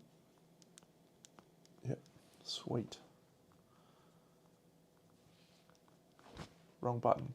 So let's, 1, 2, So chow down, we have to do a wound. So this might be stone flinging just to get rid of the wound. Yeah, I'm going to do that. I picked up a free stone from the thing, so I'm just going to fling a stone. We've crushed his knee. He might knock himself down. We cleared chow down. Free stone gone. Perfect. We'll move on. I think that I gave that to the scout. So the scout will just move. 1, 2, 3. Good work, scout. So chow down's gone. We don't have to worry about it. She's going to activate the nightmare tree and activate terrain and level up to physiognomy 2, which is wonderful. And she rolls a 1. So she would gain a lonely ant and suffer 1 damage. Or she could knock herself down. Yeah, we'll just take the 1 arm damage, that's fine. Oh, to there. And then I think she'll go 1, 2, 3, 4, 5, and she'll dash to here, and she'll actually activate this one just to take that off the board. She rolls a 6, which we could turn into an 8 for a fresh acanthus, but I won't. I'll actually turn it into a survival. Perfect. Grapple Claw. 1, 2, 3, 4, 5. Dash into the blind spot and swing.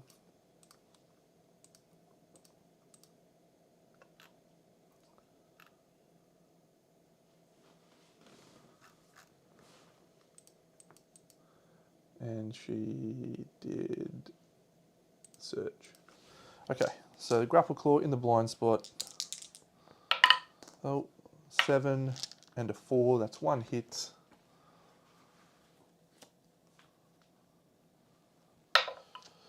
We do a wound.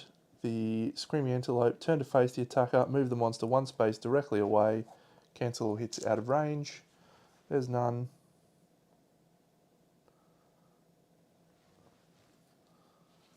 We do a wound. So she can't do any more damage. I am just going to move this guy to here. She's going to move 1, 2, 3, 4, 5. And I reckon that's it for our team. Team effort, not too bad. Collision for both of these guys is okay.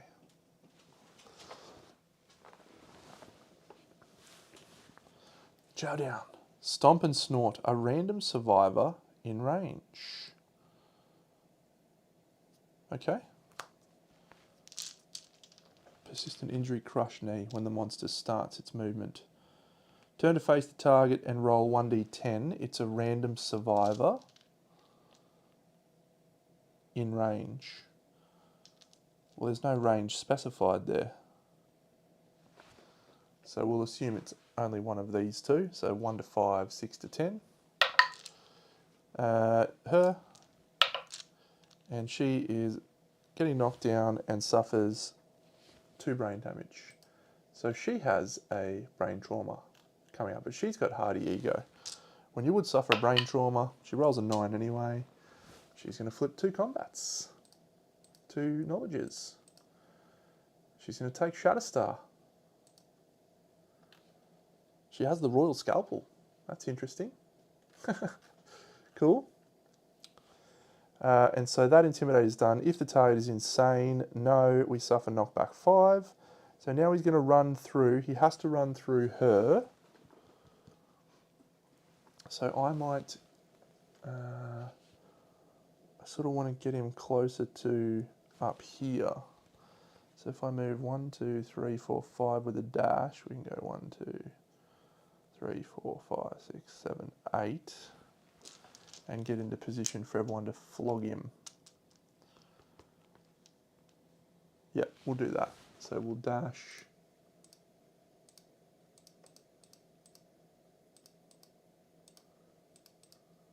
Up here. 1, 2, 3, 4, 5. 1, 2, 3, 4, 5, 6, 7, 8 to there. Knock down, suffer collision, which is damage equal to the monster's level to a random hit location. She's suffering 2 to the boots. Stomp and Snort. Cool. Let's stand her up. Okay, let's do Persephone. She's going to dash to the thing, and she's going to leap. And she's swinging with fist and tooth after leaping. That's bad. That's bad. An 8 and a 9! Oh my god, she's got +2 speed and +2 strength because she has just bone gear left in her gear grid. She rolls a perfect hit as well. So she's rolled 3 hits with fist and tooth. This is bad. This is terrible. She is attacking with a frail weapon. She gains 1 progress because her fist and tooth are frail. This is awful. What am I doing here?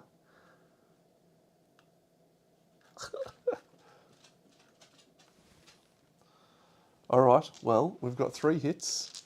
We are strength 6, we're winning on 4s. That's okay. No critical. Oh, sorry, no thingy, no thingy. Yes, no super dense. So we're going to do that one last, because that one could fist and tooth if we roll a 1 or a 2. We dodged the super dense, but we did have one where we could suffer a dismembered arm, which seems pretty bad. Okay, so we're wounding on 4s and critting on 9s. We don't have any other buffs, so that's a wound, but no crit. This one, that's a fail, and this one, that's a critical. No, not a critical, but it is a wound, because we don't have a luck token there. Okay, seems good. I'm not going to risk attacking with her again. That seems fine. So let's use the grapple claw, I guess. Move to here. We're going to fist bump to stand up the chick in teal. And we're going to do that because she's got Guardian? No. Who's got Guardian? Is it Orange? Orange has got Guardian. And red, Aphrodite, have you got Guardian? No. Isis herself has Guardian. Okay, so we're standing her up, and Isis has Guardian, so she can use Guardian on her attack. Okay, so we'll swing with the grapple claw. 1 hits. There is a critical hit location. We don't critical, but we do wound. We'll surge. She's got 3 survival left. We hit twice. Yep.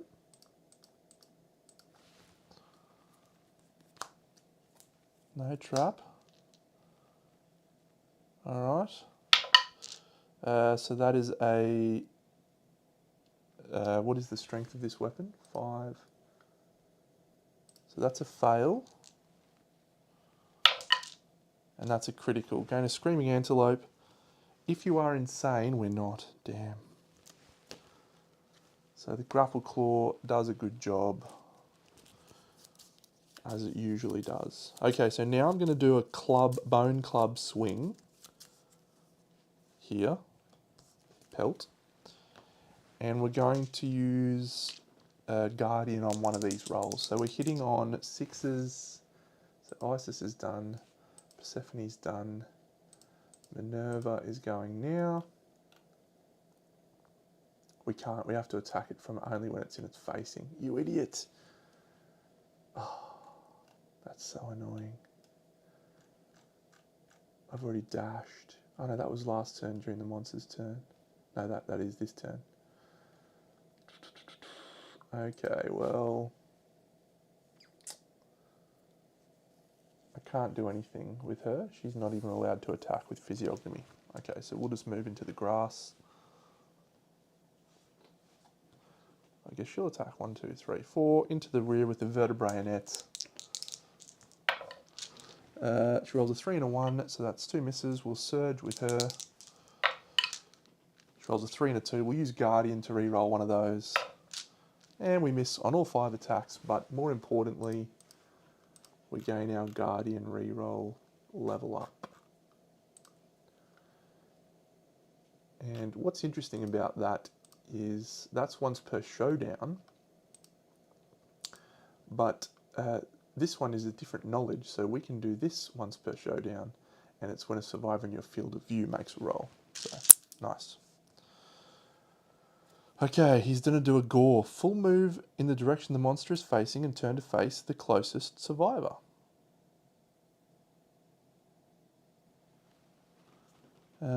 Yep, so we've got a crush knee. So let's see if we roll a 1 to see if he's knocked down. We don't. So he's going to knock her over. So she's going to take 2 damage to the body. Persephone, so she was knocked down anyway. And then 1, 2, 3, 4, 5, 6, 7, 8. So anyone that's in range is 1, 2, 3. Did I? Possibly not. No, I think I did. Yep, I did. Cool. And now, random survivor in range. So we're going to roll 1, 2, 3, 4, 5, 6, 7, 8, 9. So it is her, purple. Now if we do this cleverly, we can avoid any attacks. So we're going to dash away with Isis. So we're going to go 1, 2, 3, 4, 5 to here. And then this guy's going to try and attack us. 1, 2, 3, 4, 5, 6, 7, 8. So we have to dash with her as well. So we will dash with her as well. And she'll go 1, 2, 3, 4, 5. Sweet. So now there's no one in any of the directions, so he just goes straight forward. 1, 2, 3, 4, 8. And that's once again using the wonderful angles in our favour.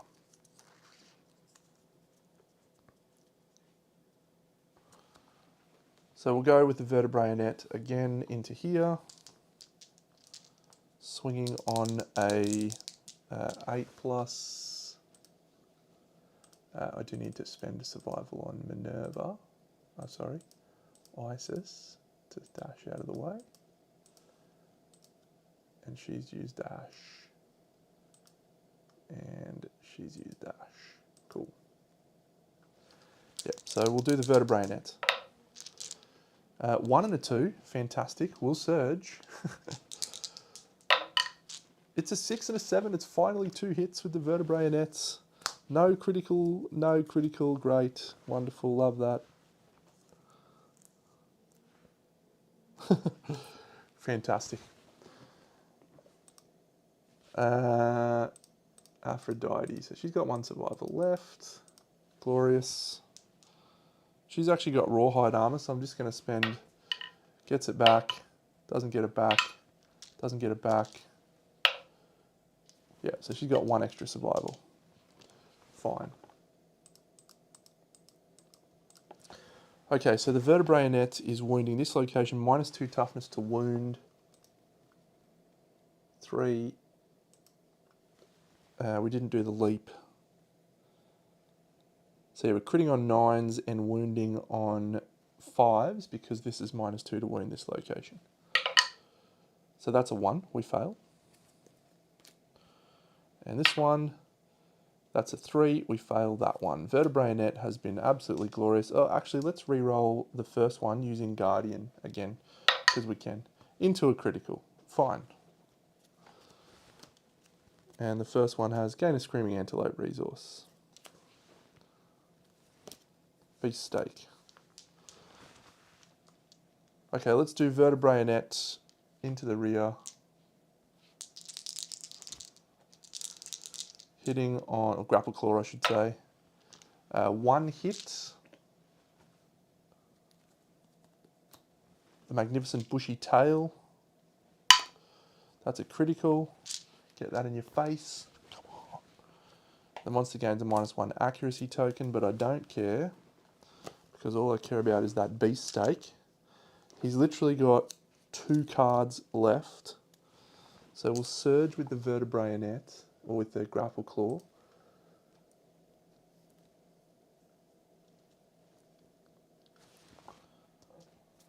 Yeah, that's a good shout. Vertebrae net with that. That's a good shout.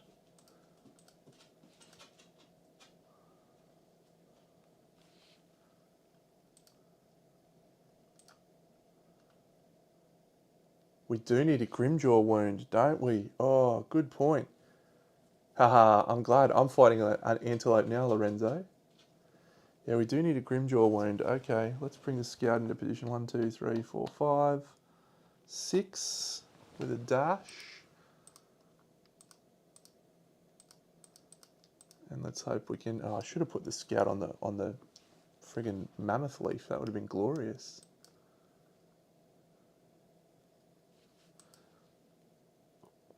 Yeah, I think we just raw dog this. This is my last survival here on her. So the grapple claw, 1 hit, and it's the trap.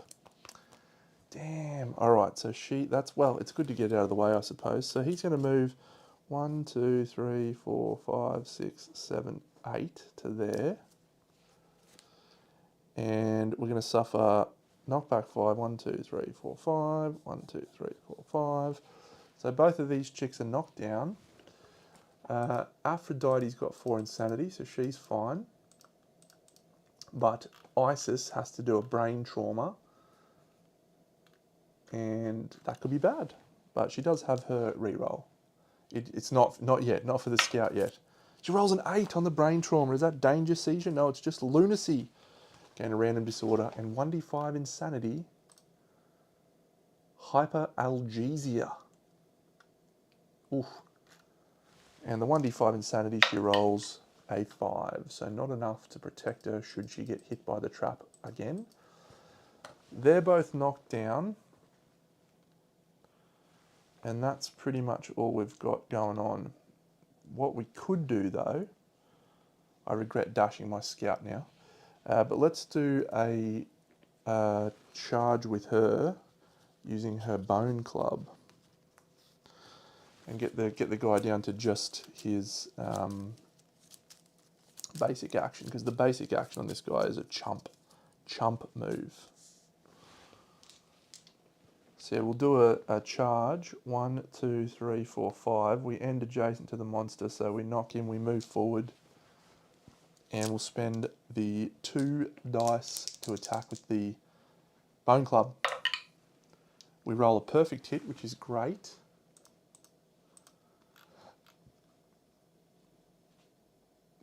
Freaking physiognomy, man.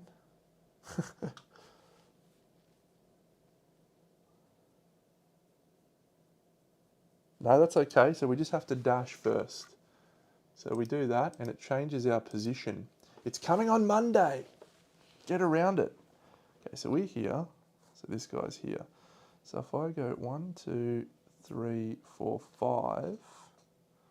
Nah, it doesn't work. All right, so I just have to move to there, but then I can't attack with that weapon. Oh, facism. You're a punishing mistress at times. I'm going to go here. Here. Yep, okay, that's all.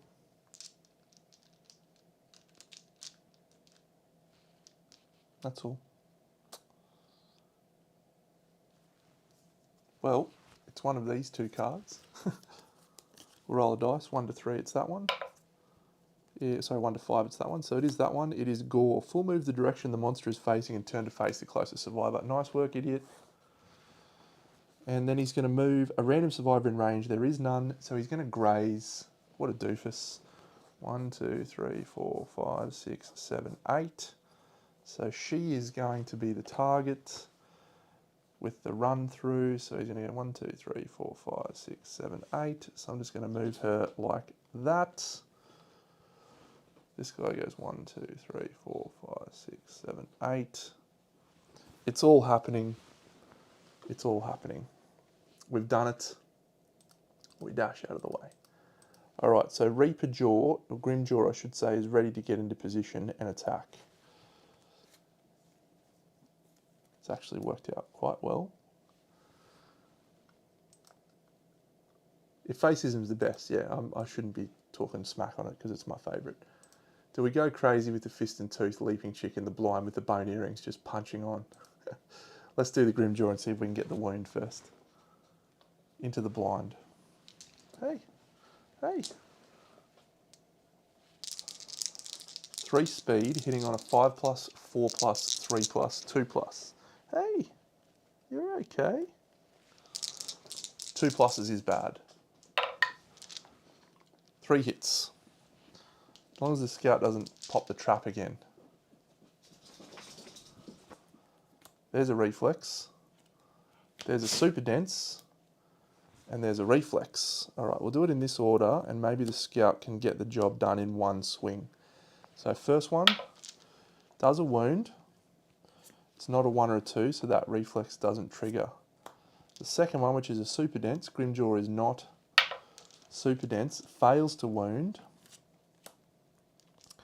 And this one does a wound, but the reflex triggers. Each survivor in the zone of death suffers basic action. So there's no more cards left, there is just basic action. We did our Grimjaw wound, and the basic action is attacking our scout. It's a scout. Oh shit, I forgot the scout has nothing going on. 2 speed, 7 and a 9, can't spend survival. Hand in hand, the scout is going to cop 2 severe injury rolls.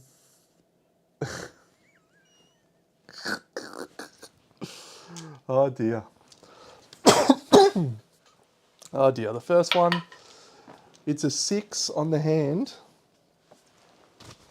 The scouts have been cursed, I swear. And he doesn't even have it. He doesn't even have a reroll left. It's gone. A contracture. That's not a bad one because he got a permanent thing. He got a permanent accuracy before, so the contracture is going to be fine. Can he survive the second injury roll? It's a 3. It's bleeding. Gain 2 bleeding tokens. He's done it. He's done it. Hey, hey, hey. You're a good girl. You're feeling a bit cooler now? A bit more chill? Very good. All right. So that was actually a pretty good outcome. Just -1 accuracy, and he had a bonus accuracy anyway. Socrates, the man, the myth, the legend. And the legend of Socrates was way hardcore. Have I actually rolled an attack roll on this guy other than that attack? Has that actually been the first attack roll that I've copped? Very well could be. Yeah, we'll grab a bug. So we'll grab a bug. We've got +2 to the bug roll. So we get a random vermin resource. That's pretty fine for a level 2 Screaming Antelope to not actually ever have a attack swung in anger. Crab Spider. And then was that the super dense? It was. So we're going to leap in with the Fist and Tooth. That seems like the likeliest possibility. There. And then, yeah, we might as well try and grab this there for a survival or a thing. That's a 5, so it's gain a survival, doesn't matter. Yeah, so she's leaping in to here. She's 4 speed. She's attacking with Fist and Tooth. Crab, crab, crab, crab, crab. And we will hit just enough to do the final wound we need. We hit 2 times. -2 toughness to wound the giant tongue. It's a perfect day. So -2 toughness, we've got +3 toughness. So we're wounding on a 2+ with our Fist and Tooth. How you like me now? It's a 2. Cool. Job done. I say well done to you all. We have a lot of pondering, and we have a lot of endeavours, and we have the collective cognition that we needed to get rid of those idiot knowledges. And we're on Lantern Year 6, which means we get to finish the night with one of those new story events. Great work, team. I think we did really well there. I'm happy with that. The level 2 Screaming Antelope nets us how much? Is it? It used to be 5 and 7, 5 basic and 7, but no, it's now 4 and 6. Makes sense. It was way too good. 1, 2, 3, 4, 5, 6. 4 basics. Another love juice would be nice, maybe. because I'll try for more babies. I want to try and get that principal society because the accept darkness would have saved my bacon so many times. All right. Monster hide. Monster hide. Monster bone. Monster organ. Well, I'm just going to give those top 3 away for our innovate. So we won't worry about entering those. Here's the perfect bone and the lonely ant that we picked up, and a crab spider. And that's all.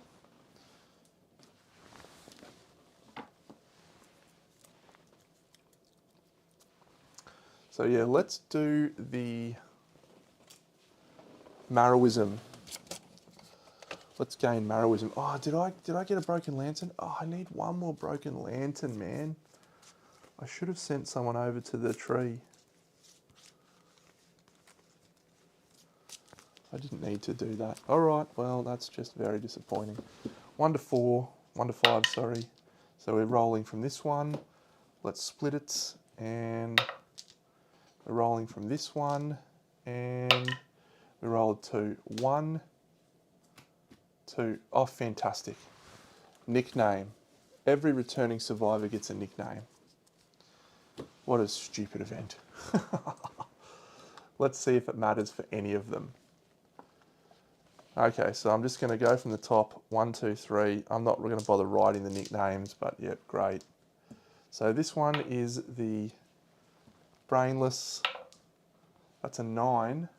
Saviour. 8 of the Antelope. Does nothing. The next person down, which is just, it's the dumbest one. I can't believe I got to do this. Urza. No, not Urza. Persephone. Persephone rolls a 4, an 8, and a 6. Persephone gets nothing. Isis. Isis rolls a 10. She gets a permanent accuracy. She's the Shining. All right, let's see if we can triple thread her. See if we can roll 3 10s. Shining. It's an 8 and a 5. Okay, she's the Shining Saviour of the Lion.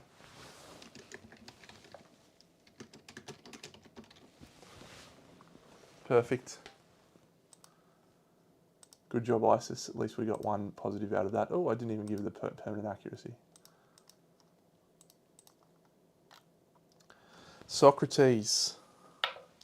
9, 8, 4. Socrates, you are the wise saviour of the lantern. There is this little symbol here, the green one, tells you they're a returning survivor. And Aphrodite is 4, 6, 8. So no negative downsides. Nickname, 1 and done.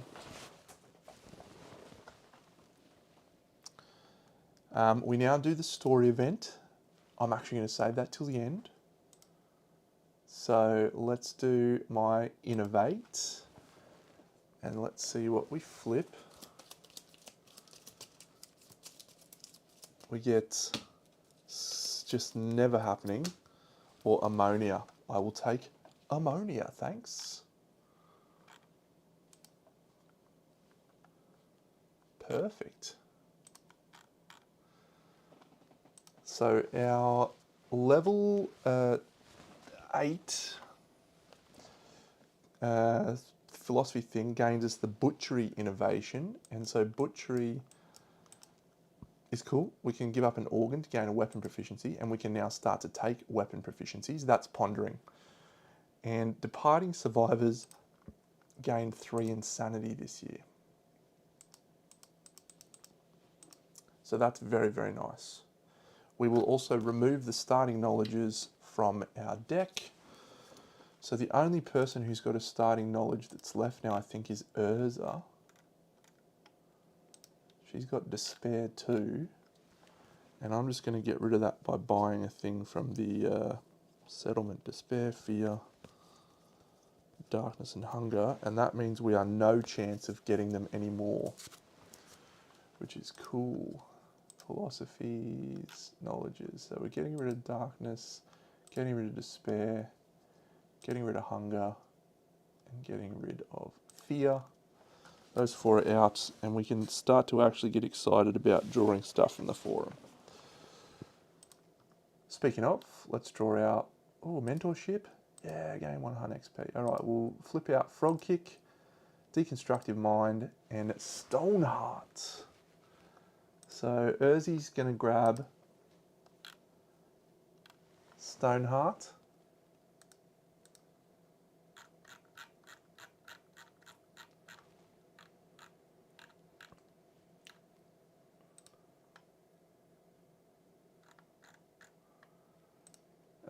And that cost her 1 Illumi. That cost her 0 Illumi. Fantastic. Alright, so let's see what else we get. I'll just add the ammonia innovations. Leather could be on the cards now. We do need to make a lantern oven. Ammonia, just so we can potentially get bloodletting.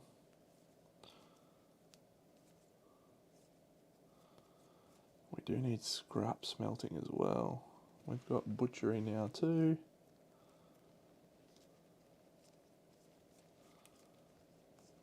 Fantastic.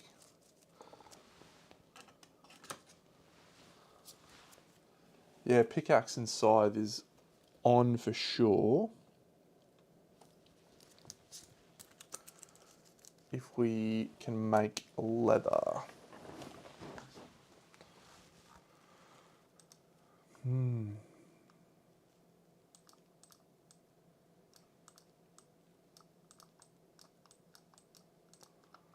It's 3 hide and an organ though, and I don't think we got that many hide. I suppose we got a crab spider. Oh, speaking of, the person is the crabby. Can ditch one of my things. I'm going to ditch that lonely ant that we got and make a crab spider, second crab spider. So that's cool. The lonely ant's not much use to us. 2 crab spiders is 2 hide. That's helpful. Okay, we got a perfect bone, another one. We got a monster hide, and the rest is screaming antelopes. So we got a large flat tooth, we got a spiral horn, we got a bladder, we got a pelt, we got a pelt, we got a shank bone, we got a beefsteak, we got a beefsteak, we got a pelt. Once again, we're close to maybe making another screaming set. Almost. 3 pelts.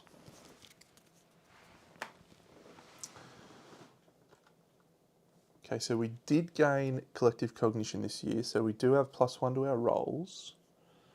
If we went for face painting, we could again try and have more babies. Our population is at 11. And we're getting Preacher in Lantern Year 8. Not sure what to do there. I would need to have 5 babies because technically Loki is not in the settlement, he's not available. So we are at 10 survivors, so we would need to have 5 kids. The likelihood with that with no thingies is fine. I think we're going to hunt a level 2 frog. Yeah, interesting.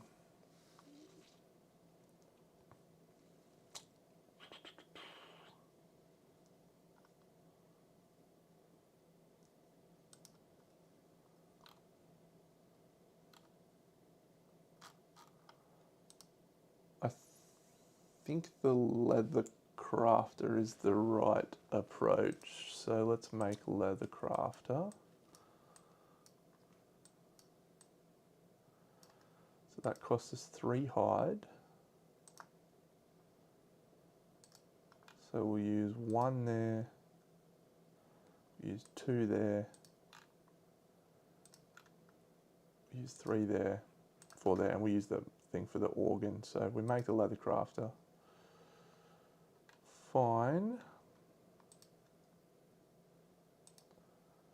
would be good to get some leather happening. But we don't have a lot of hide left. We've got 3 pelt. So do I turn that into 3 leather? And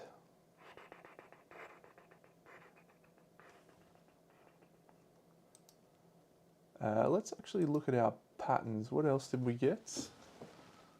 We got the Scythe of Doom.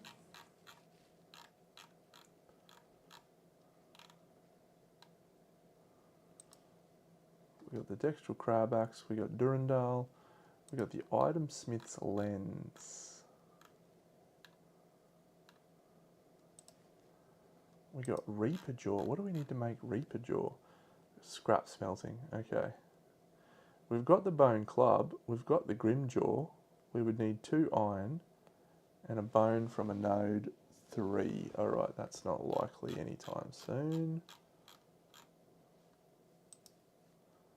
Quidon Lance, Backstabbing Stone. Okay.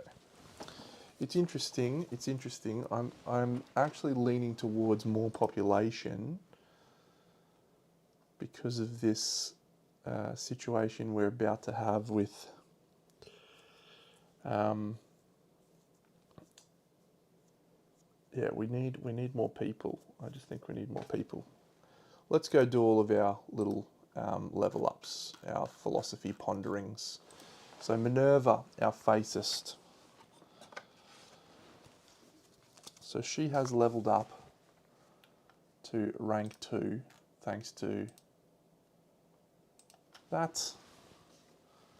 So rank 2 facism. This is the one that gets you unyielding, which is wonderful. Our collective cognition is not 28. So yeah, so we just need to go for hopefully a 3 to 8. Cheers. Unyielding. Sinistral. Yeah, that's cool. So unyielding is fantastic.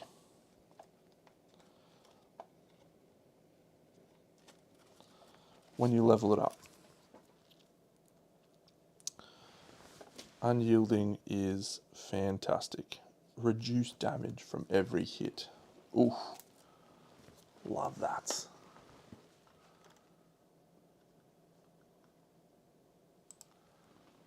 And, oh, and she gained a Lumi. Excellent. Urza did not level up. Persephone, she's going to get Impermanism level 2. And she's going to roll a Lantern 10. Gain 1 understanding, 1 Lumi, and 1 strength, and clear a permanent injury. She has no permanent injuries. 1 understanding, 1 Lumi, and 1 strength, and understanding. Just glorious, well done. Man, I need to make the weapon crafter so we can go get a broken lantern and make the friggin' lantern. Who else we got? Oh, I needed to go to rank 2. Isis, our dreamist. So she's rank 2. She has used that Guardian. Rank 2 Dreamism. She gains a Lumi. I forget much about Dreamism, and she rolls a 9. Gain 1 population. You and the Dreamer each gain 1 courage and 1 Lumi.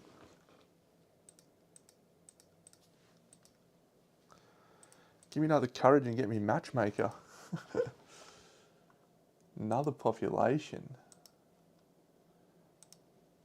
Alright. We need a name, friends. We need a name.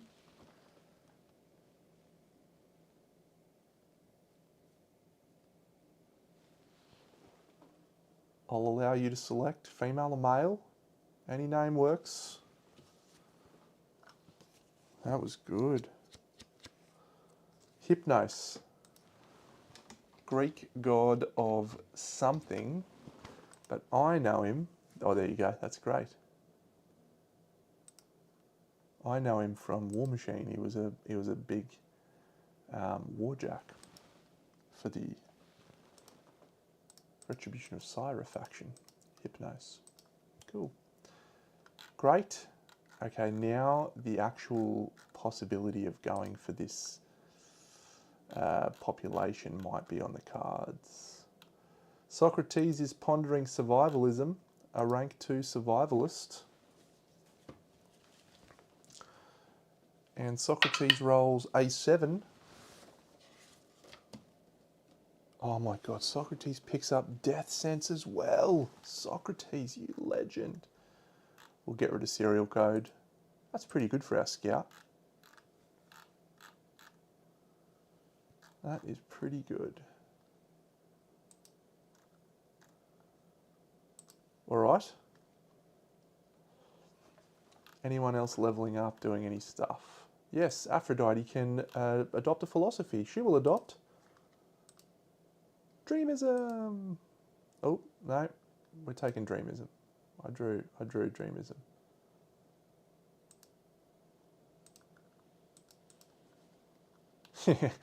If only he could dodge the brain traumas.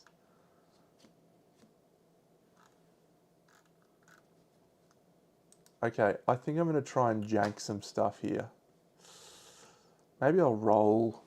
We're so close to that cap. If I just got a single friggin' love juice, it would have been great.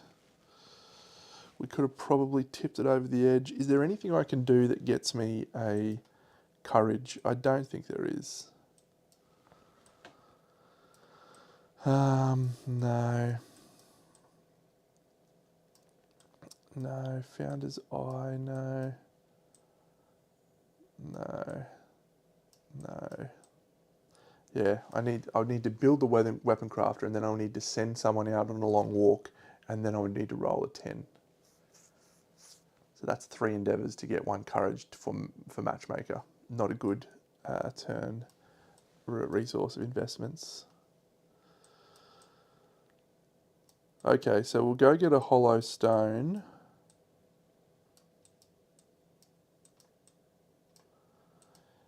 Yeah, we'll get a hollow stone, and we might as well try for a baby.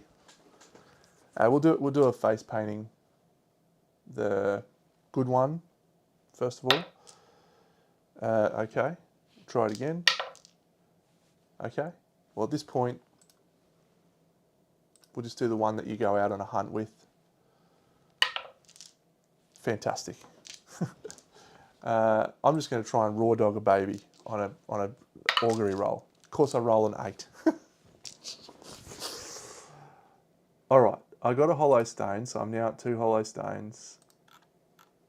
Again, I've done a bad job on that. Next lantern year, we'll hopefully have 1 broken lantern, and we'll have 1 hollow stone, and we'll get the scout up to actual reasonable performance. What do we need for the boots, actually?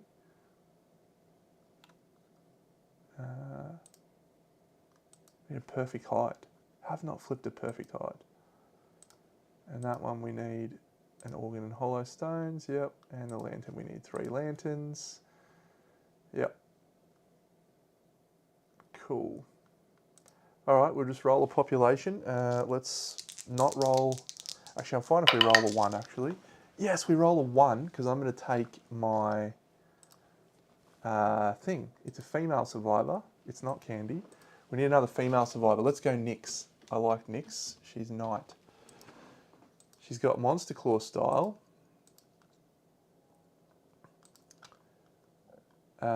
Because I'm using my bookmark. Because I rolled a 1.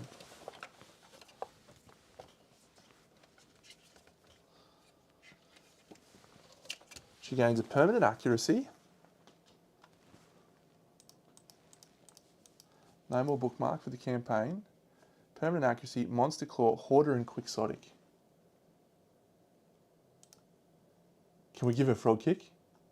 We can give her Frog... Oh no, she doesn't have a Lumi. She doesn't have a Lumi. Can I give her a Lumi by someone? No, you can't. She does need to Voltless. She does need to Voltless for that. It's probably worth going for it, I reckon.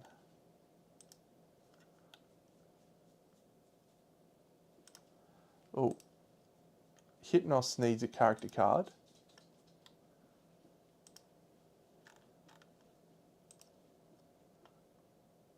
I could that's pretty good actually. I could mentor her twice to get a +1 Hunt XP, give her a knowledge, and then that gets her the Lumi and we could get a frog kick. Is that a very worthwhile use of our Lumi that we've been so carefully hoarding? It is! Let's do the character cards first. Let's see what she gets actually. Alright, Hypnos. Let's find out what Hypnos gets for a character card. This is not a terrible plan. Alright. The Mighty. Hypnos has the Mighty character card. So we might try and get him a Grand weapon. And then Nyx, our new survivor, she has got the Hasty. Interesting, that's the Lolawen one.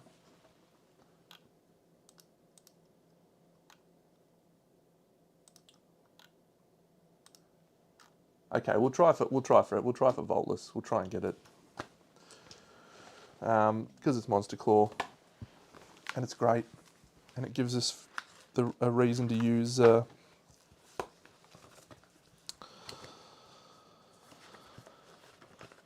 she'll obviously become our Fist and Tooth survivor.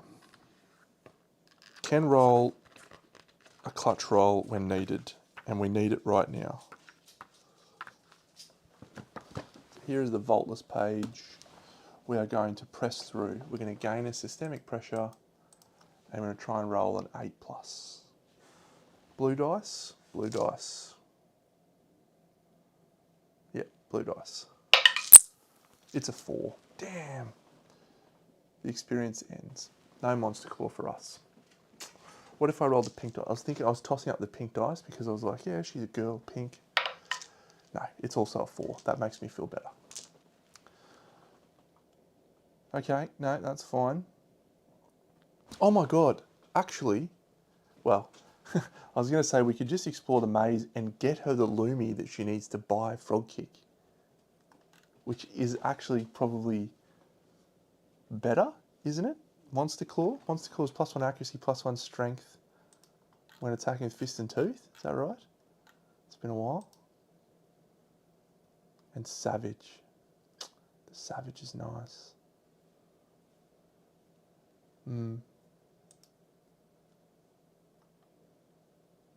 Okay, let's do it that way. We rolled a 4, so we're just going to not take a systemic pressure, and we're going to gain the Lumi, and then we're going to buy Frog Kick, and that's easy. Savage is probably, nice, but when you're using Fist and Tooth, you don't really want to do more wounds. You're trying to get crits and stuff, so yeah. We're sweet. We're sweet. So we're going to give her a weapon proficiency of Fist and Tooth. Fantastic. Hypnos, we're going to give a weapon proficiency of Grand weapon proficiency. Hastur is obviously going to be a Knives weapon proficiency.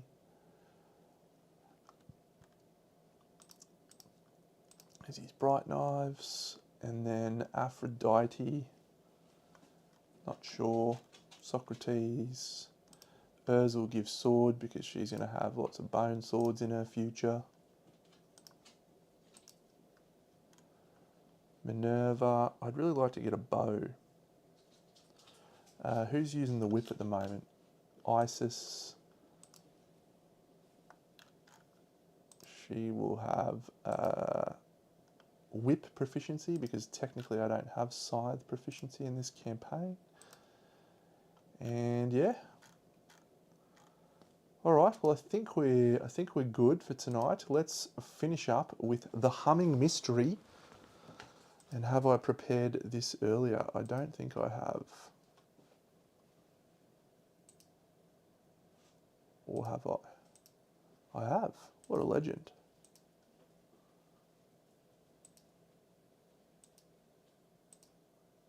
Ba-ba-ba-ba. Ba-ba-ba-ba-ba-ba. What is the humming mystery? That's the artwork. But it says, the outcast endured, sheltering in a towering monument, humming with hidden energy. The outcast grew obsessed. Determined to uncover the secret of their refuge, they groped around the edges of its mystery. The outcast gains +8 Hunt XP. Do not gain the benefits of Hunt XP milestones. What? Right, Loki, you can go to Hunt XP 9. Seems fine. Then roll 1d10. Let's roll, what colour is Loki the trickster? We'll roll the white dice. It's a 2. Forsaken and afraid. The outcast's existence if one is constant dread. They gain traumatized prey and 1 permanent evasion. That's, he's got like 5 evasion now, something. Yeah, 3 evasion.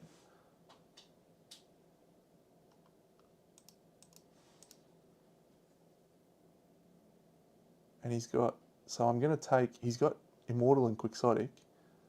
So I'm just going to take Traumatized. I'll take Prey first, and then I'll take Traumatized. Because that's just, yeah, fine. Actually, we'll take Prey. I know, because then he can never take. That's fine. What is that? What else? You can get permanent speed and 6 weapon proficiency levels. Wow. Or 2 permanent accuracy. Okay. Or 1 permanent accuracy, strength, and evasion. Wow, 3 and a 4 would have been good. Hey, Cindy. Hey, come here. Good girl. Good listening. Prey Immortal sucks. Okay. Well, that's it. Well done. So, yeah, we'll set all this up for tomorrow. I'm back tomorrow morning playing the next 2 Lantern Years, and we probably go for a Frog Dog now, maybe. I didn't make any leather gear, but I could craft some more Screaming gear and make a second set. What I really probably need is a better weapon. I do really need a better weapon, don't I? Probably 1 more good weapon. Yeah, no, appreciate that, Fen. Thanks for all your support. But then we'll continue again tomorrow night. So we should be up to Lantern Year 9 or something by tomorrow night. We might even get to Brawl tomorrow night, so we can do the first Red Witches fight. That's it, friends. Have a fantastic evening. I will catch you all again tomorrow.